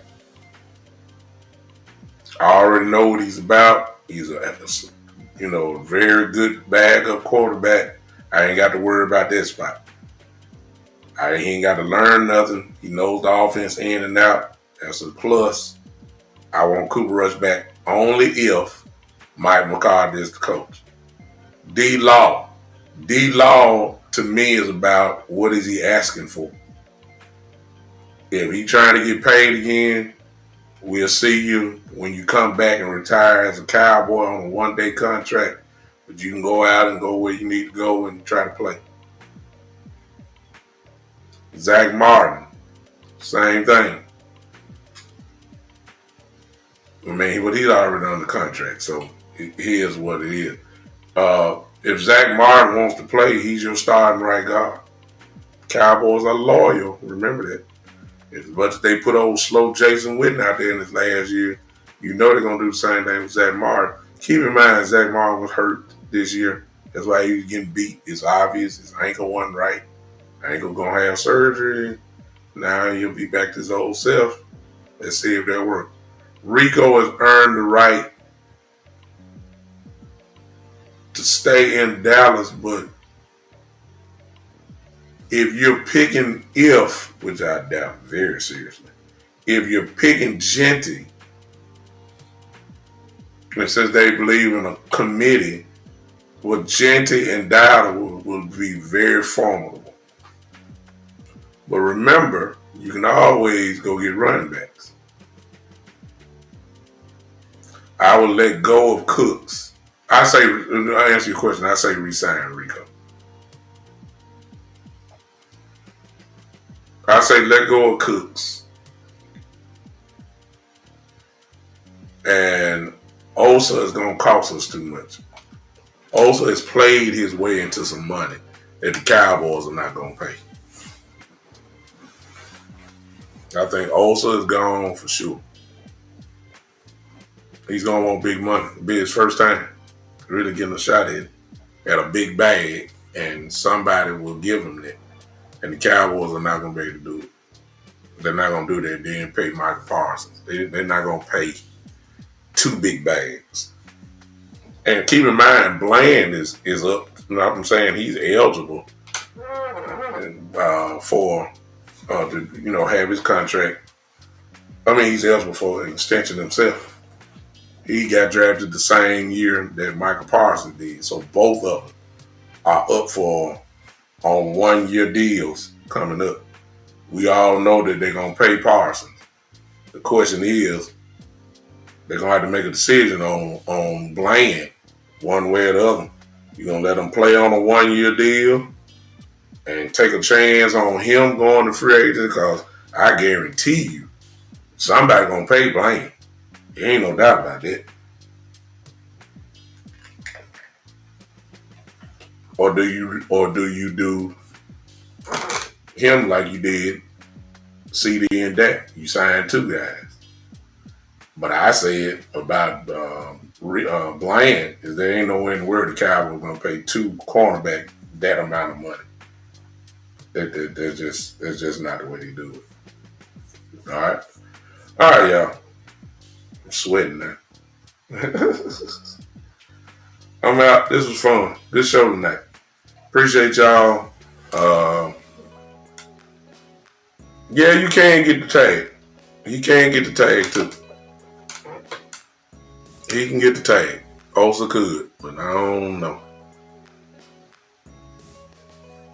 They're gonna be paying a lot of money because see some of the guys you don't put out have earned bigger money, like Turpin. I mean, like you talking about a guy that was getting paid probably. I don't know what his contract was getting paid a year, but you know he obviously is about to get paid for real. At least on his standard. A couple $1 million. Appreciate y'all, man. Thank y'all. It was pretty good. We had fun tonight. I love y'all comments. Y'all smart people. That's why I need all y'all to come back on Saturday. I'm going to do it for the first time. We're going to do the actual draft. And let's just see what we can come up with. All right. Until then, ladies and gentlemen, appreciate y'all. Let's get on out of here. Y'all go to bed or finish watching Monday Night Raw. That's on Netflix for the first time. I'm going to go rewind it. I heard The Rock came out, at the beginning of the show. So I already know what's going to go down. So we're going to check it all out. Until then, ladies and gentlemen, Edgar, if you're still here, thank you for my brother for joining the Big Time Show family.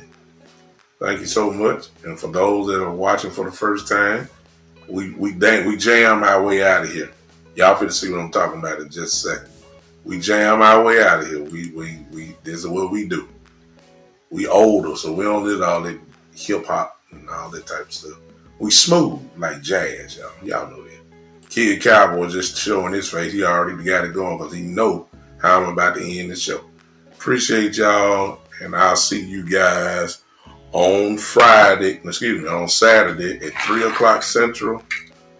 3 o'clock Central right here for the one and the only. This has been, I'm out, the Big Time